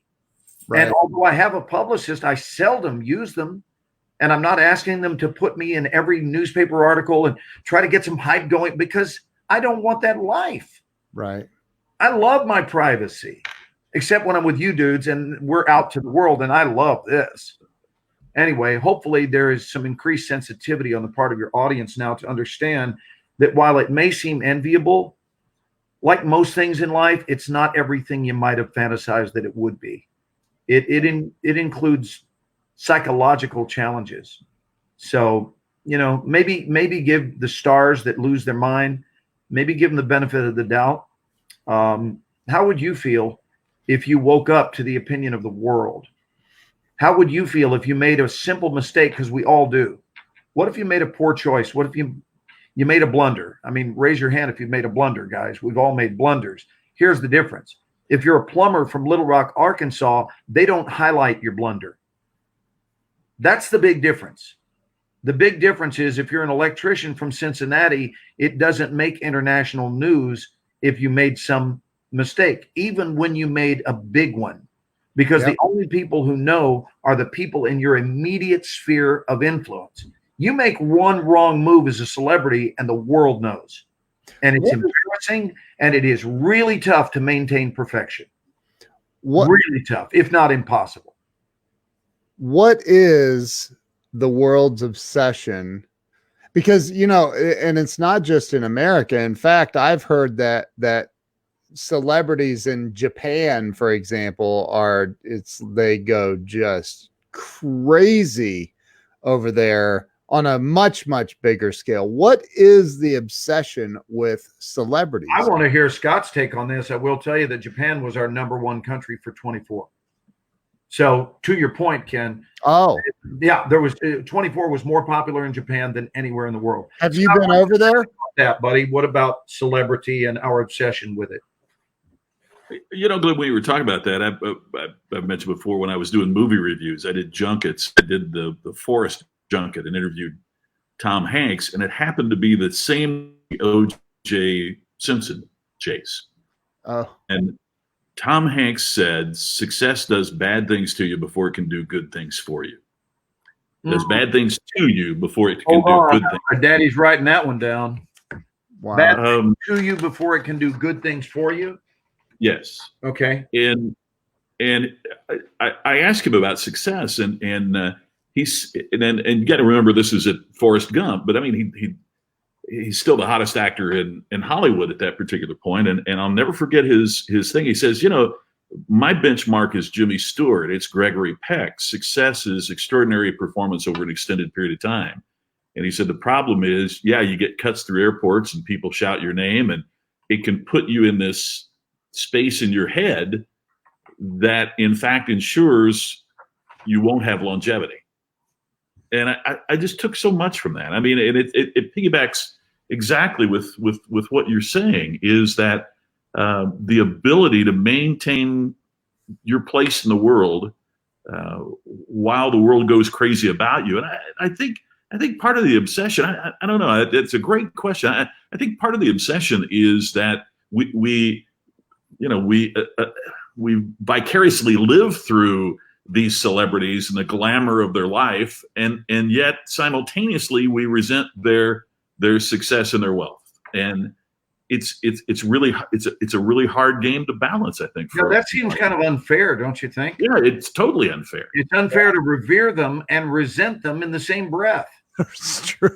But I see people it's not just Hollywood. I mean, I see people that think that that Warren Buffett is fantastic and all billionaires should be strung up. Or that Steve Jobs was one of the greatest people to ever live, but that no one should be no one should be rich. And you can't have it both ways. You just can't. And I think we have a lot of folks in the world today who just don't understand that you can't have it both ways. That we have to have, if you're going to have the risk, you have to have the reward. You have to provide the incentive to get the inspired result. And yes, if we don't have that combination, we're going to lose a lot of the very things that have made the country great, not just in terms of the entertainment industry, but technology and government and everything else. I mean, I'm old enough that when I was a kid, every parent, would say anybody can be president. Anybody can get. That was part of what we talked about. Was you aspired to service. Kennedy saying, ask not what your country can do for you, ask what you can do for your country. And I'm not trying to be political here at all, but isn't it interesting the way that it's changed, that for a lot of us, the last thing you'd want your kid to do is get in politics. So we can't have it both ways. We have to understand that to get one, you also have to be willing to embrace the other. Yeah. Makes sense. Hear, hear, amigo. Beautiful. I got to say, by the way, Glenn, I've got to say, I was upstairs watching, and the whole your whole list was over the moon fantastic. And the line about would you want to order, what was it? Would you want to order the no? Yeah, I always say this way, that you call the waiter over and say, "Excuse me, David, my wife and I noticed this low hope platter. Low hope platter. We're really smitten with that. Could you bring us 2 of those?" It is on my notepad upstairs. I was writing as quickly as I could write. That is brilliant. I love it. I mean, why do we coach people to tell them not to get their hopes up? It's clear that it's one singular primary reason. Now, there may be 35 reasons, but the primary reason is when a parent tells a child that, it's out of the goodness of their heart, simply because they don't want them to be hurt. So basically, they're saying that life is about the avoidance of pain. There's a program I do. It's okay. It's not a big deal. You need to be hurt. I mean, there's a program I do every Pepperdine, and it's for students between your and senior year of high school. And one of the questions I ask them is, tell me some things that you heard when you were a kid. And frankly, same thing that we heard when we were kids. Don't run through the house with scissors in your hand. Don't cross your eyes; they'll stick. Don't cross the street. Do that thing or you'll go blind. Yeah, exactly. Remember that one? You see, I have glasses, but I don't know what he's talking about. But there was a study that said that the negatives that are said for every positive message, a kid hears 7 no's, 7 negative messages. So it's a 7-to-1 ratio. 7-to-1 negative to positive messages for young people. Wow. And when you combine that with the fact that we all know that human beings are creatures of habit, right? And if you don't believe so, fold your arms and then try fold them the other way. I mean, we are such creatures of habit. We are become, Benjamin Franklin said, first we make our habits, then our habits make us. So when you combine those two, is it any wonder that the immediate response of most people is the negative? Because we're hearing it in abundance. And we are creatures of habit, so we become habitual about the negative. And it's exactly to your point, Glenn. And I was just taking copious notes upstairs when you were going through that. We have to break that. We were talking about Zig Ziglar yesterday. With that stinking thinking that is pervasive in our culture today. It is, and so we've got this societal glue this negative glue that we're trying to navigate through. So no wonder the result is mediocrity at best. At best, like that's the best you can hope for until you basically conduct an excavation and get rid of all of that imprinting. If you're trying to work with what we were given to work with, all I can say is good luck and God bless you, because it's going to be a tough road to hoe. Yeah. It just is, because there's too much negative imprinting. We got to find our way through it, and I think it requires a wrecking ball and nothing less. We got to wreck it and then plow it down and get it out of there. What does this one say? Christy says the more we can teach these principles to our youth and adults, we can shift this limited thinking. I do want to say that, you know, we stayed on here to talk about the show, and I had a conversation with Scott without you, but you and I talked about Scott. We've been talking about Scott a lot without him. And so now here we all are, we're live, and let's just have a board meeting. That's BOARD, not BORED, right? Yeah. I just want to make sure we got it. Hey, since you like that list so much, can I give you I got a couple, but one in particular, one of the bonus ones that I've mixed into. I do like 15. It's, you know, it's been a list of 9 that I've done for many, many years, but every so often I'll try a new one on just to see. And one of the big ones I remember hearing is this: don't get too big for your britches. Right? You ever hear that one? Yeah. Right? Like her, and you'd go, "What is chapping your butt, Grandpa?" Well, I just don't like her. Well, why? Well, because she's too big for her britches. And that is an explanation for so many things. And I started breaking that one down and realized that here's what it is trying to get us to buy into. When we believe that phrase, that someone is too big for their britches, what that's really inviting us to co-sign is that there was only one pair of britches made for all of society. And that we are supposed to wear them and never outgrow them for this reason. Once you do outgrow them, if you do, in doing so, you will threaten the herd. You threaten the herd with your bigness. I encourage everybody to outgrow their societally issued britches. That does not mean your actual pant size. I'm not encouraging everyone to be overweight. I'm saying that the britches that society gives you, please don't commit to wearing those your entire life.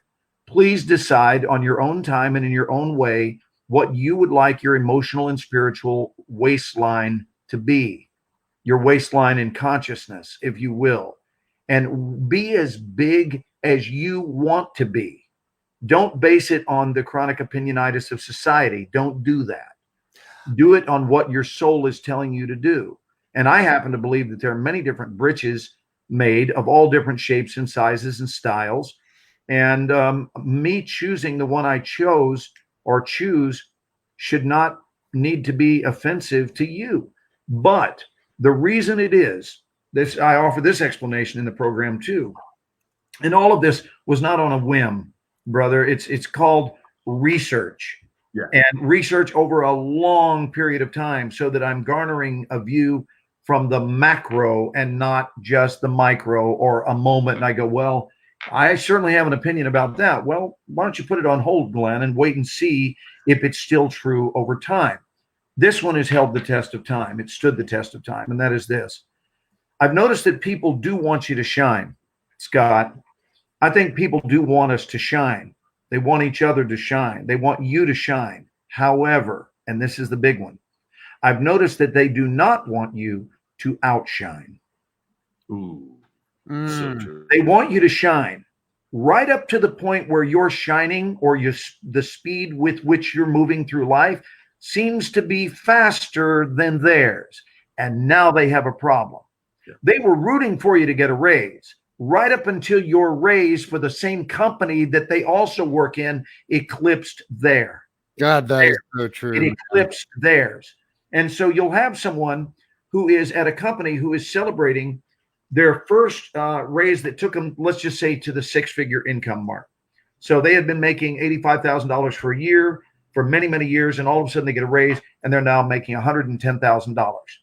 And they actually want to throw a party with their friends, and they're in a good mood, and they're going to meet Friday night. Everybody's celebrating the promotion and the raise, the accompanying raise. And then the person who just got the raise that they were so thrilled about a mere 2 days ago finds out that a newbie to the company that started only 6 months ago, and maybe this guy that's got the raise has been there 5 years, the newbie to the company just got a raise to $130,000. And now, instead of being happy for themselves, they're pissed off. Yep. And clearly the reason they're pissed off is because they are in an unspoken competition with others. Yeah. So when we're healthy, we're not trying to, make these comparisons. We are happy and we celebrate the good things that occur in not only our own lives, but we celebrate the victory of others. And I got to tell you, every successful person I've known, one of the things that they healed within themselves is this rule of competitiveness.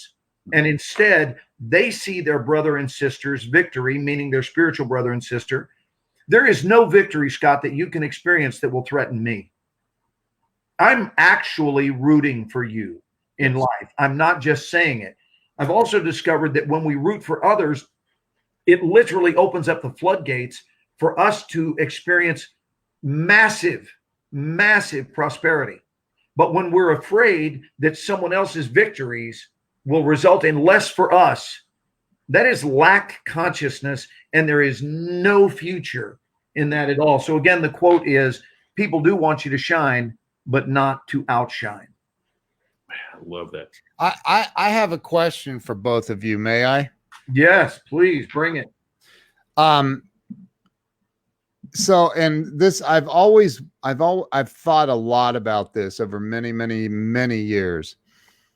You guys have met people, and I know you're both incredibly successful in your own rights and your own industries, but you've met people that are just like, it's almost like they came out of the womb with a money printing machine, and they were, everything they touch turns to gold. And, we've met people like that, and it appears that they've just never made a mistake. It's always been easy. And so, I've thought a lot about, there has to be in the mind, in the beingness, and in something for somebody to go from, I was raised in an incredibly poor family and that mentality that goes along with it, to making millions and millions of dollars. Is there some sort of a period of time, an event or something that you can put your finger on where there was a shift for you, where you went from the $500 a week mentality to the $5 million a week mentality, or whatever? Did you guys ever see that in yourselves? Like, yeah, there was this moment when I landed that role on, whatever, that I knew I was in the money. I knew life was going to be better, because look, I've been broke and I've had wealth, and having wealth is way better. I'm just going to. My stepfather said that in those exact words. He said, son, I've been rich and I've been poor. Rich is better.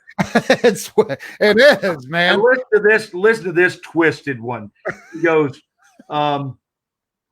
rich or poor, son, rich or poor, it's good to have money. Oh, that's good. Isn't that great? Rich or poor, it's good to have money. Was there, but was there a moment in time for you where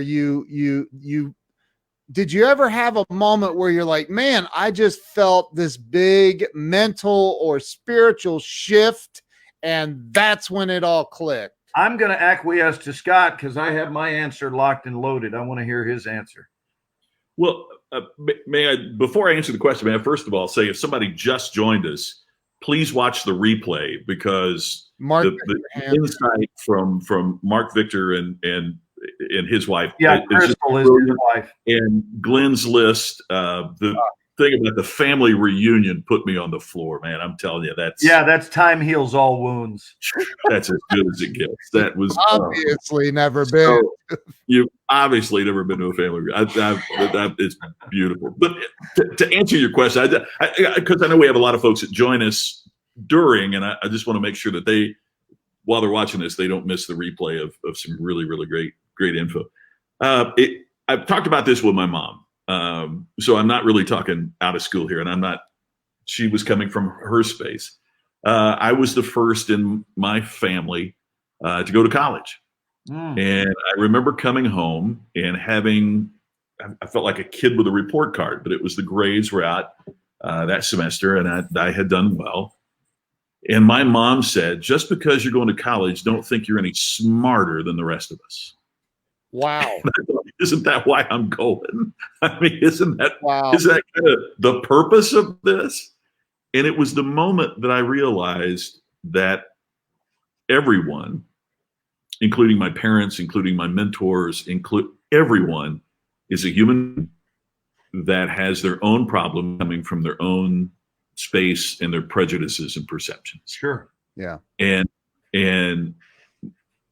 I've talked with my mom about that. And that was the moment I had to realize I could either continue with that kind of thinking that I was brought up with, or I could move to a different level of thinking and not depend on the way that my parents thought to be the way that I would think.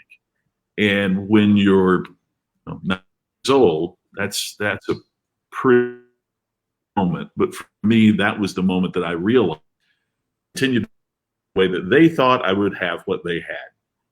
I wanted more in my life. I had to change the way that I thought and design my thinking in my life and my approach into one of greater abundance, not as I talked about, my friend talked about the prison thinking. You know, I know so many folks that, not just small town, I mean, it could be any town anywhere, that are trapped in this very restricted, small way of thinking. And that was the Scott, I think your internet might be your internet is it's going in and out, brother. Yeah. Sorry about that. Can you hear me now? Yeah, you may need to just refresh your browser and come back in. So I was going to tell a story, but I'll yeah, let's wait on him. He'll save it. I enjoyed encountering Mark and Crystal. It was a really good time, and I look forward to. It's so interesting when you meet people over the internet first. Yeah, I mean, I've known of them for a while, and certainly of Mark even longer. Yeah, and recently became aware of Crystal. She seems like a sweet person with a really, really good heart. But I want to, and now Scott's back, so I want to share with you when I became aware of that people want you to shine but not to outshine moment, because I remember it. I remember exactly when it occurred, and it occurred in my senior year of high school. Because Drive-In, which was my first film, Scott, we shot that picture in October and November of 1975, and it was released during the summer. I was a junior in high school at the time here in Dallas, and I had the good fortune of being able to drop out and go shoot a movie. Who gets to do that as a senior in high school? I officially dropped out, explaining to them, I'll be back, but I'm going to go do the lead in a movie. And it wasn't an indie film. It was a Columbia picture. So we knew it was going to get a distribution deal, and it would be seen all over the world. And anyway, that being said, it was a great experience. Took a little over 6 weeks to shoot the movie. And then I waited, and you can imagine being a 16-year-old kid and you're waiting for this movie to come out, and it's going to be on the big screen, man. You know? Yeah. I was excited. Well, it came out in the summertime between my junior and senior year. Now, I had always gotten along well with everybody.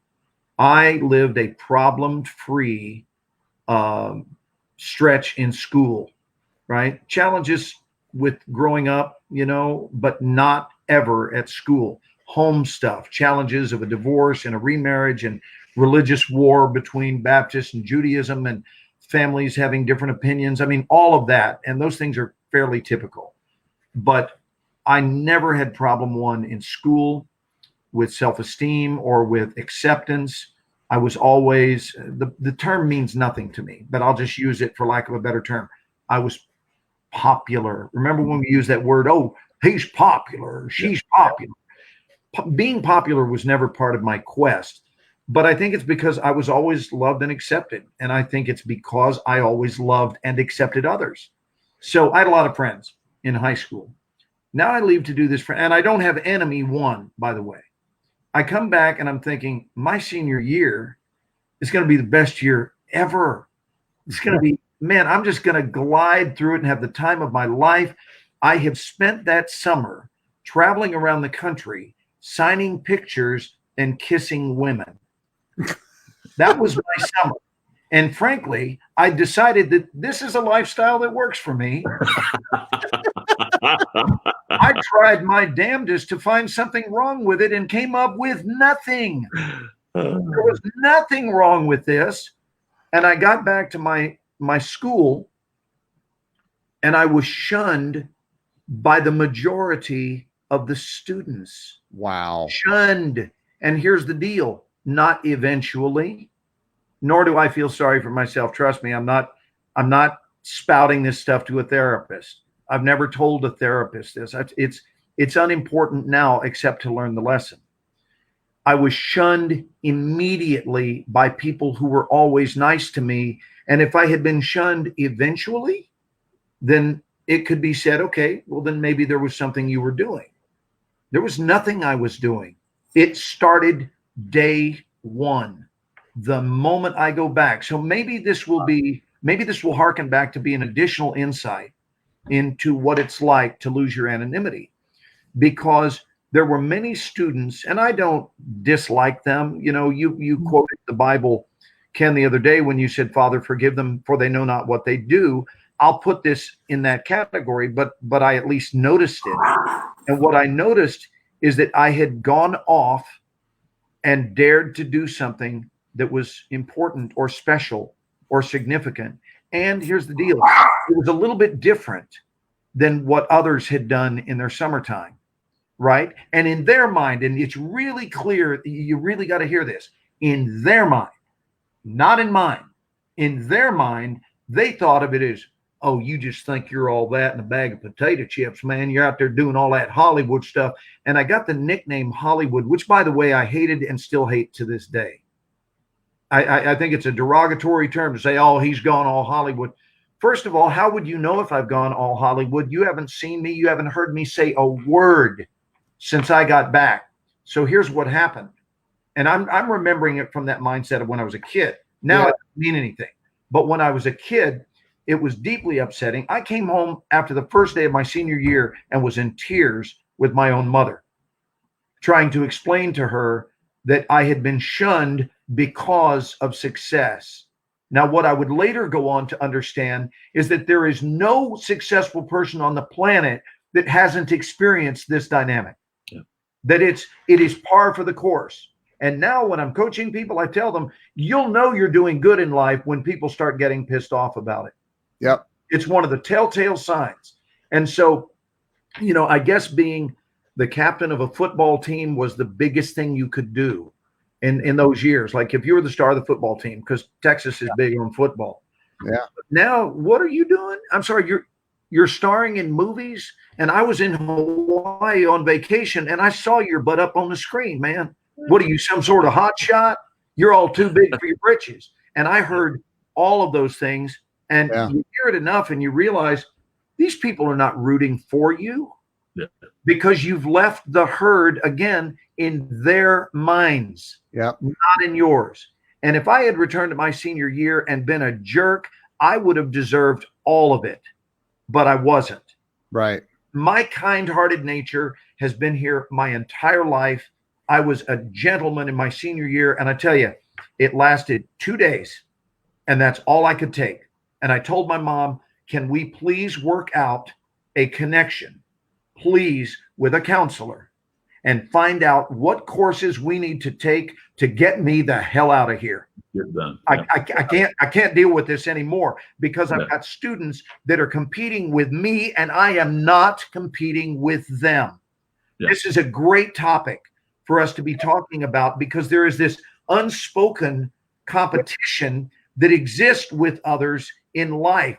You know, if someone else has a pair of designer jeans, why should that piss me off if I don't own them? Right. Can't I just look over and applaud them and be happy that they got the jeans they wanted? But there is so much unspoken competitiveness that exists between one human and another. Whether someone looks younger than you, more optimistic than you, they have a hotter looking spouse, they have a nicer car, they have a bigger house, they have a larger penis, whatever it is that people envy about one another. I want to say this, it's all ridiculous and it keeps you stuck. If you are a practitioner of that, man, set sail down your own lane and applaud people for what they are achieving in life. And don't be threatened about somebody else's bigness or their dreams coming true. Let it be an inspiration, not a threat. I love that. So true. Hey, Karen Toddy, I love what she said. And she said Lima, Ohio. And I actually, as a kid, that's where we used to go shopping for school clothes every year, was in Lima, Ohio, because I was raised right down the road from there. So I just wanted to say that. And I'm in Ohio. I'm not far from Lima, a couple hours. But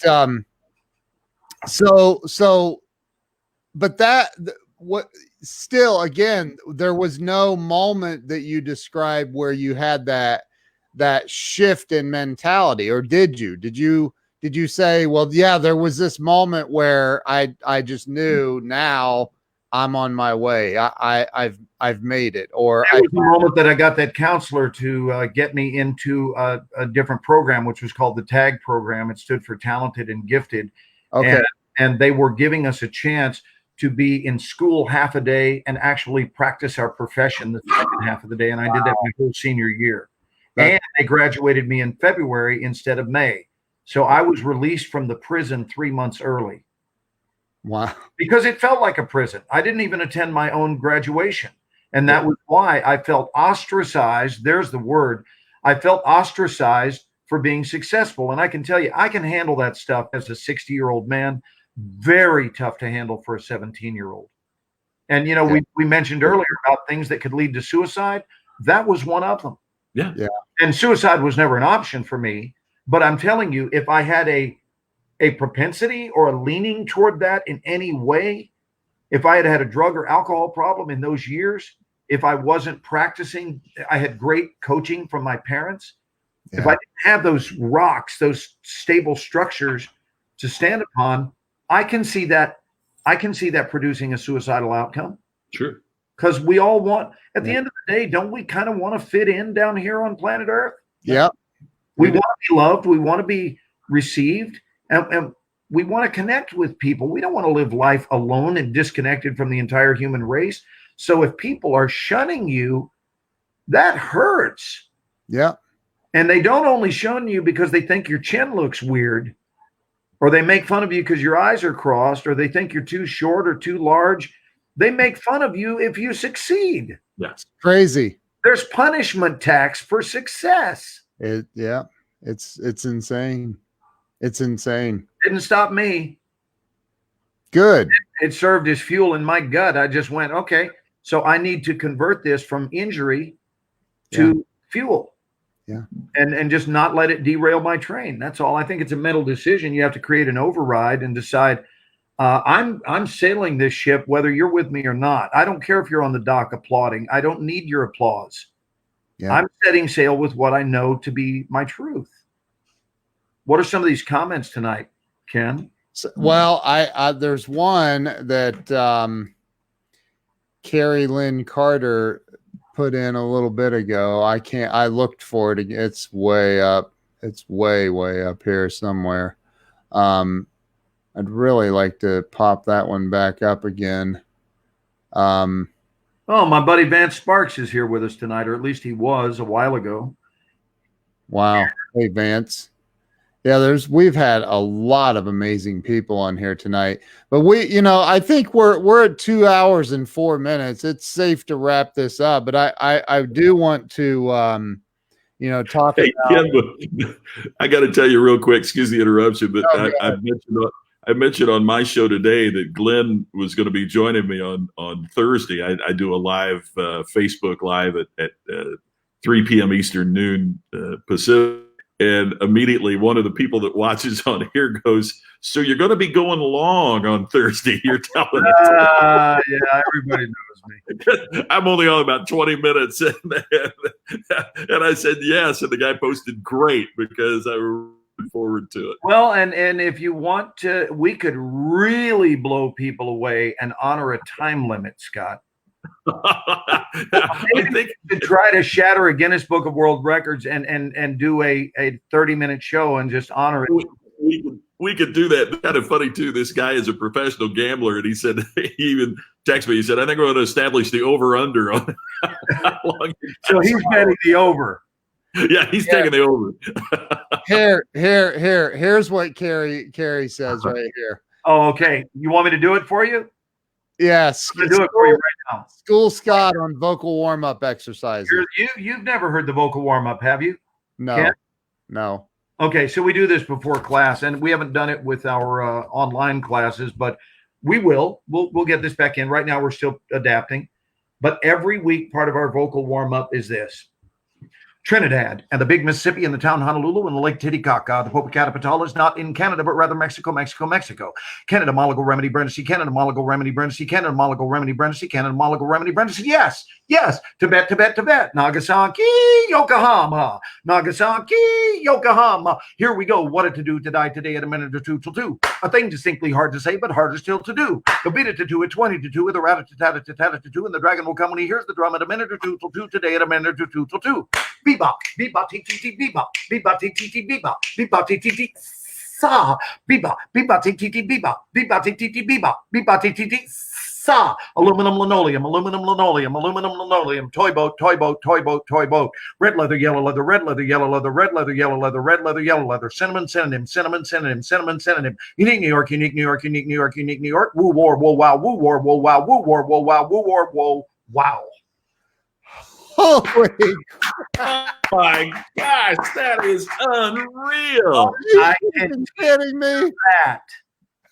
I can teach you to do that in one day, my brother. I am on it. I'm telling you, I can't. I would be lucky to do toy boat. Toy boat. 4 times. Oh my Lord, that's fantastic. Isn't that fun? And here's what's great. You've got 25 people in a big circle who are all doing it in unison. Oh my gosh, are you kidding me? Yeah, that's the coolest ever. And they all, they all kind of, what do you do today at a minute or 2 till 2? A thing distinctly hard to say, but harder still to do. They do that, and it's great, man.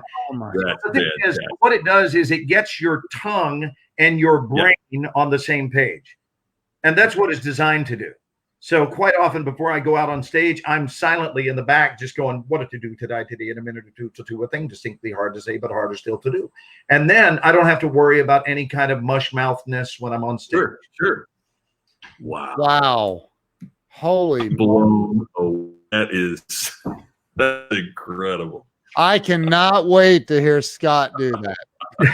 And coming out of, well, let's have Scott at least do the first 2 lines for us, and I'll take you through it slowly because I know we're saying goodnight to everybody, but there's no one who could make the vocal warm-up sound better than you.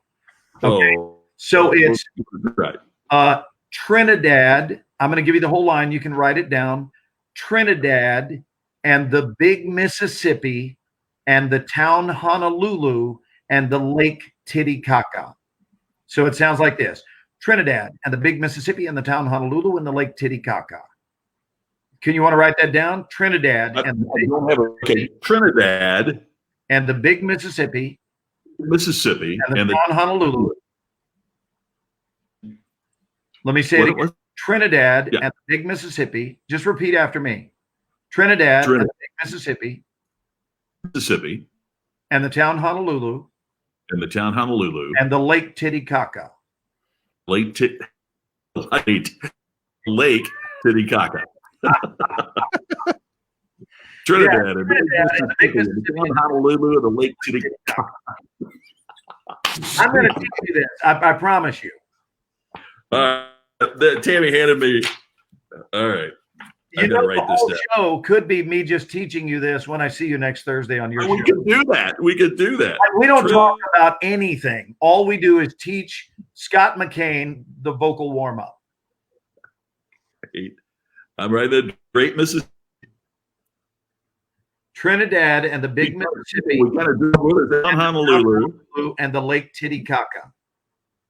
And that's all we're going to do today is just that one line. It's a lot of fun, man. It's a lot of fun. Oh, Christy Jones is with us tonight. Yeah, she is. Jeffrey Wolf is here with us tonight. Alan Skidmore is here. Yeah, there's a lot. Oh, there's Jeffrey. He's a good dude, man. He is. You know, knowing you has unearthed, Ken, my usage of the word man. I used it a lot in the 70s, and now I'm using it all the time, courtesy of you. Thank you, brother. Well, I'm really glad to hear that, man. You also unearthed my use of the word dude. People tell me you're going, what is with the appearance of dude? You're saying dude a lot, and I say just call Ken Walls and ask him about it. I have a friend that out in California. She said, dude, my husband just asked me, why do you keep using the word dude? Right. So I want to ask your female audience members, because I really need some light shed on this. Why do women call each other dude? I thought that was a male term. It turns out I'm wrong, because my students will say that to each other. They'll go, dude, listen, what's up? It's like, I thought dude was a gender thing. And I think I'm wrong, though, Scott. It's been appropriated. Yeah. Okay. Their terminology has been appropriated. Scott, you ready? Language, Glenn, Trinidad and the Great Mississippi. And the big Mississippi. Big Mississippi. Trinidad and the Big Mississippi and the town of Honolulu and the Lake Titicaca. That's it. Trinidad and the Big Mississippi and the town Honolulu and the Lake Titicaca. Let's hear it, Scott. Trinidad and the Big Mississippi and the town Honolulu and Lake Titicaca. And do it one more time. Trinidad and the Big Mississippi and the town Honolulu and Lake Titicaca. See, that's how great that is. You got it. Oh, that is so cool. You know, we'll do it where we're not doing it. Kind of people, we'll FaceTime each other live. We'll just talk, not go live, but we'll talk, and I'll teach it to you. Man, I'd love that. I'm going to turn to Tammy at 3 a.m. We'll both wake up, and I'm going to be doing that in my dream. All right, do this one with me. What's it about Honolulu that you were talking about in your sleep? With me, which is much shorter, and you can do the whole thing, and you'll have it memorized. Betty, you do it with a British accent. You ready? So it's Betty Batter bought a bit of butter. Betty Batter bought a bit of butter. Very good. Bought a bit of butter. Right. Betty Batter bought a bit of butter. Betty Batter bought a bit of butter. Yeah, but not a hard American R. Betty Batter, not batter with a hard R, but batter. Betty Batter bought a bit of butter. Okay, you ready? Bought a bit of butter. Line 2 goes like this. Betty Batter bought a bit of butter, but she says this butter's bitter. Betty Batter bought a bit of butter, but she says this butter's bitter. Good. Betty Batter bought a bit of butter, but she says this butter's bitter. Betty Batter bought a bit of hard R. Betty Batter bought a bit of butter, but she said this butter's bitter. Okay, so here's the third line in succession. Betty Batter bought a bit of butter, but she says this butter's bitter. Butter, bitter, better butter. So it's butter, bitter, better butter. Betty Batter bought a bit of butter. Do the one out. Butter, bitter, better butter. Butter, bitter, better butter. Butter, bitter, better butter. Butter, bitter, better butter. Makes this bitter butter better. Makes this bitter butter better. And the whole thing together sounds like this when put all aligned.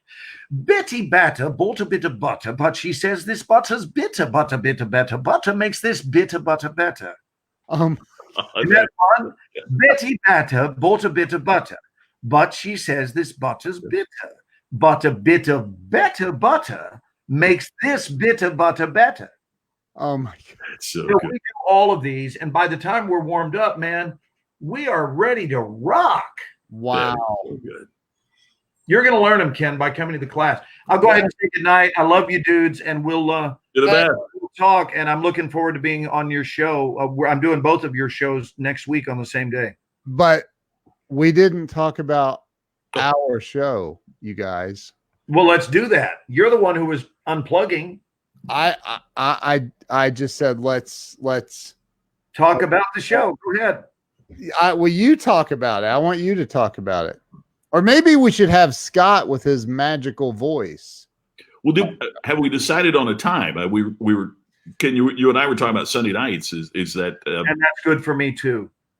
So we are looking. If you're still watching, you are seeing the earliest stages. In fact, the second official outing of doing a weekly show instead of just when we get in the mood, which is frankly what we've been doing for the last 3.5 weeks. Yeah. And it is during that time that we've had several people come through, and all of a sudden Scott McCain came through.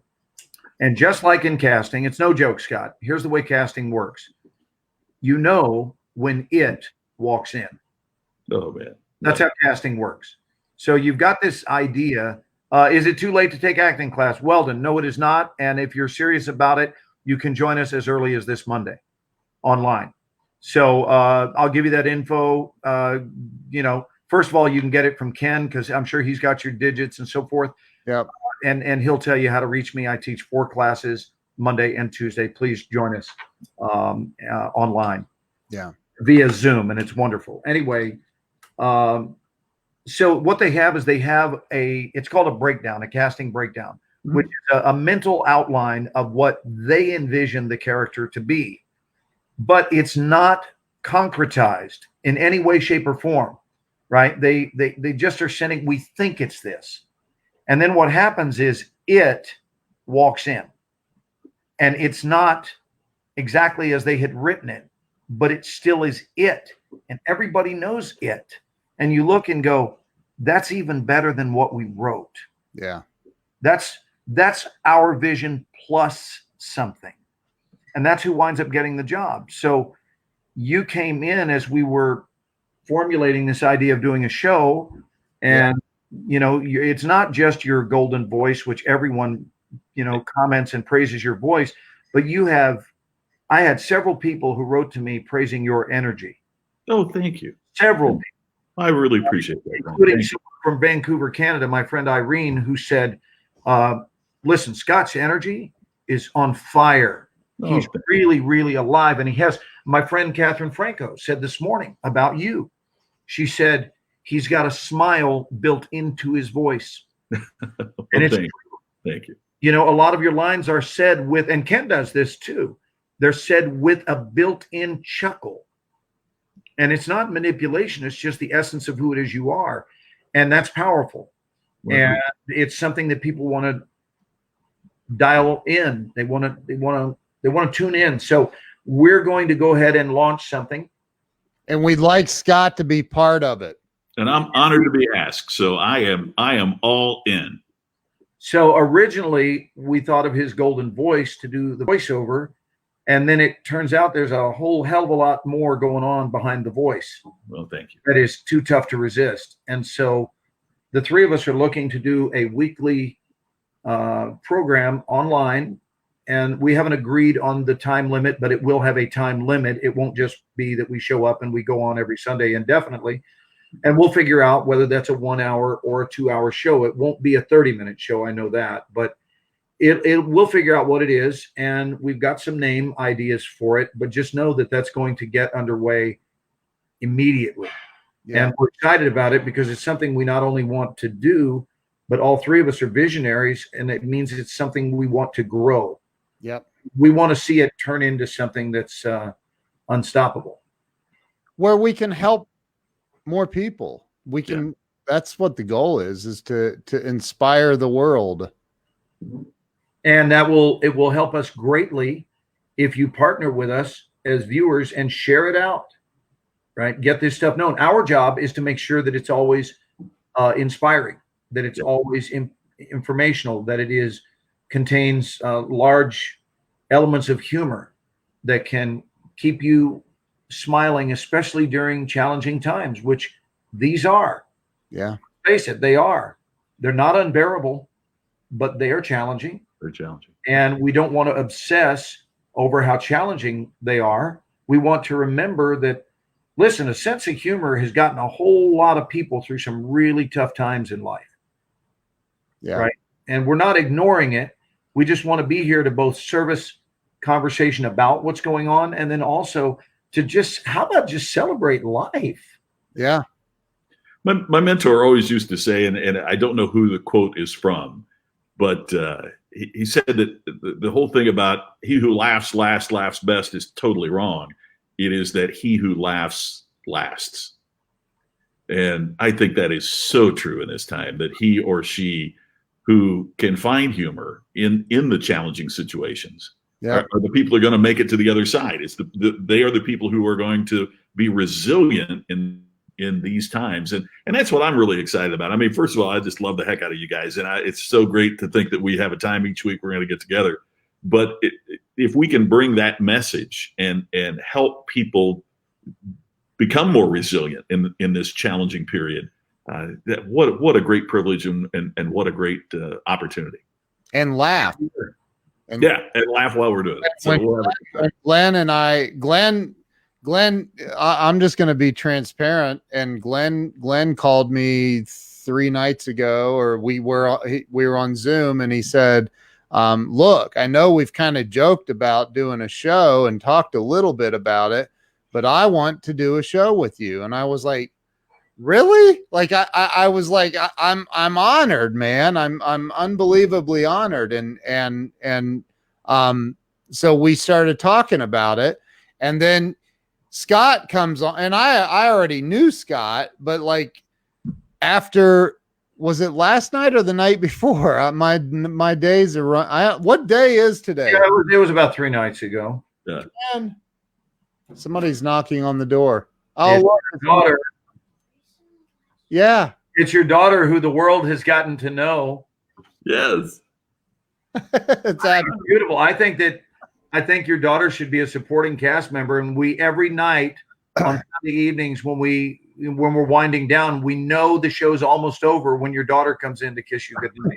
Yeah, she's not going to bed yet. No way. I want to do something to the audience right now. I want to ask, because we've got a lot of friends on, and we have some people that we don't know, some we've never met, and word is being passed along. But I want to tell you that you guys are part of the supporting cast as well. Yeah. And I really mean this, because one of the things that we're deeply devoted to is to not only hear your comments, but to highlight them. Yeah. And you can see that Ken does that, right? He's there at the control panel. And when he spots something that's especially catchy, then he will highlight it. Obviously, he can't go down the line and highlight every single thing that is said.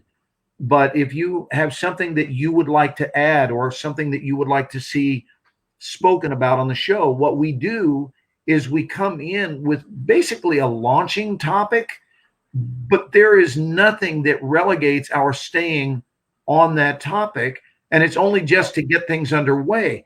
But we can actually have you guys help hone and refine and shape and develop the program according to your preferences. So this is why we don't want you to sit there like a bump on a log. We want you actively posting and letting us know what's on your mind, so that we can discuss your thoughts and not just our own.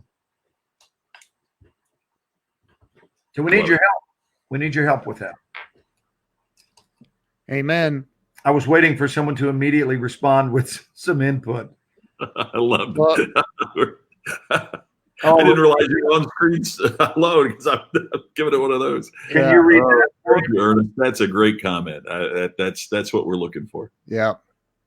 And how do you know Ernest? Ken, is Ernest a friend of yours? Yes. Yes. Awesome.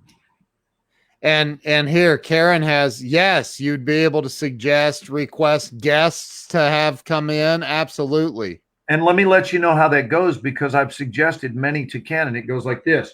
No, no, no. Any other questions, Glenn? That is not how it goes. Totally kidding. He is making that up. He actually has never said no. He's just, yes, yes, yes. It's beautiful. Joan says, are you still live? Nope. This is all being recorded. Yes, we're all, yes. This is living right here. It's live and it's living. Yeah, Joan, we're still here. Joan's my sweetie from Pennsylvania. We've been. I know. I love. Oh yeah. Actually, Karen, I talked to Kasim, and Kasim was in Glenn's acting class. And Kasim will come on this show in a heartbeat. In a heartbeat. He already told me. He already said yes. I asked him. So Ernest got connected to me through Grant Cardone. That's awesome. So yeah, I mean, look, I think that, and I told Glenn that night, I said, there's only one way I'm willing to do a show with you. Now, how many people have the balls to say that to Glenn Morshower? Hey, maybe we could make it like Naked and Afraid. Oh.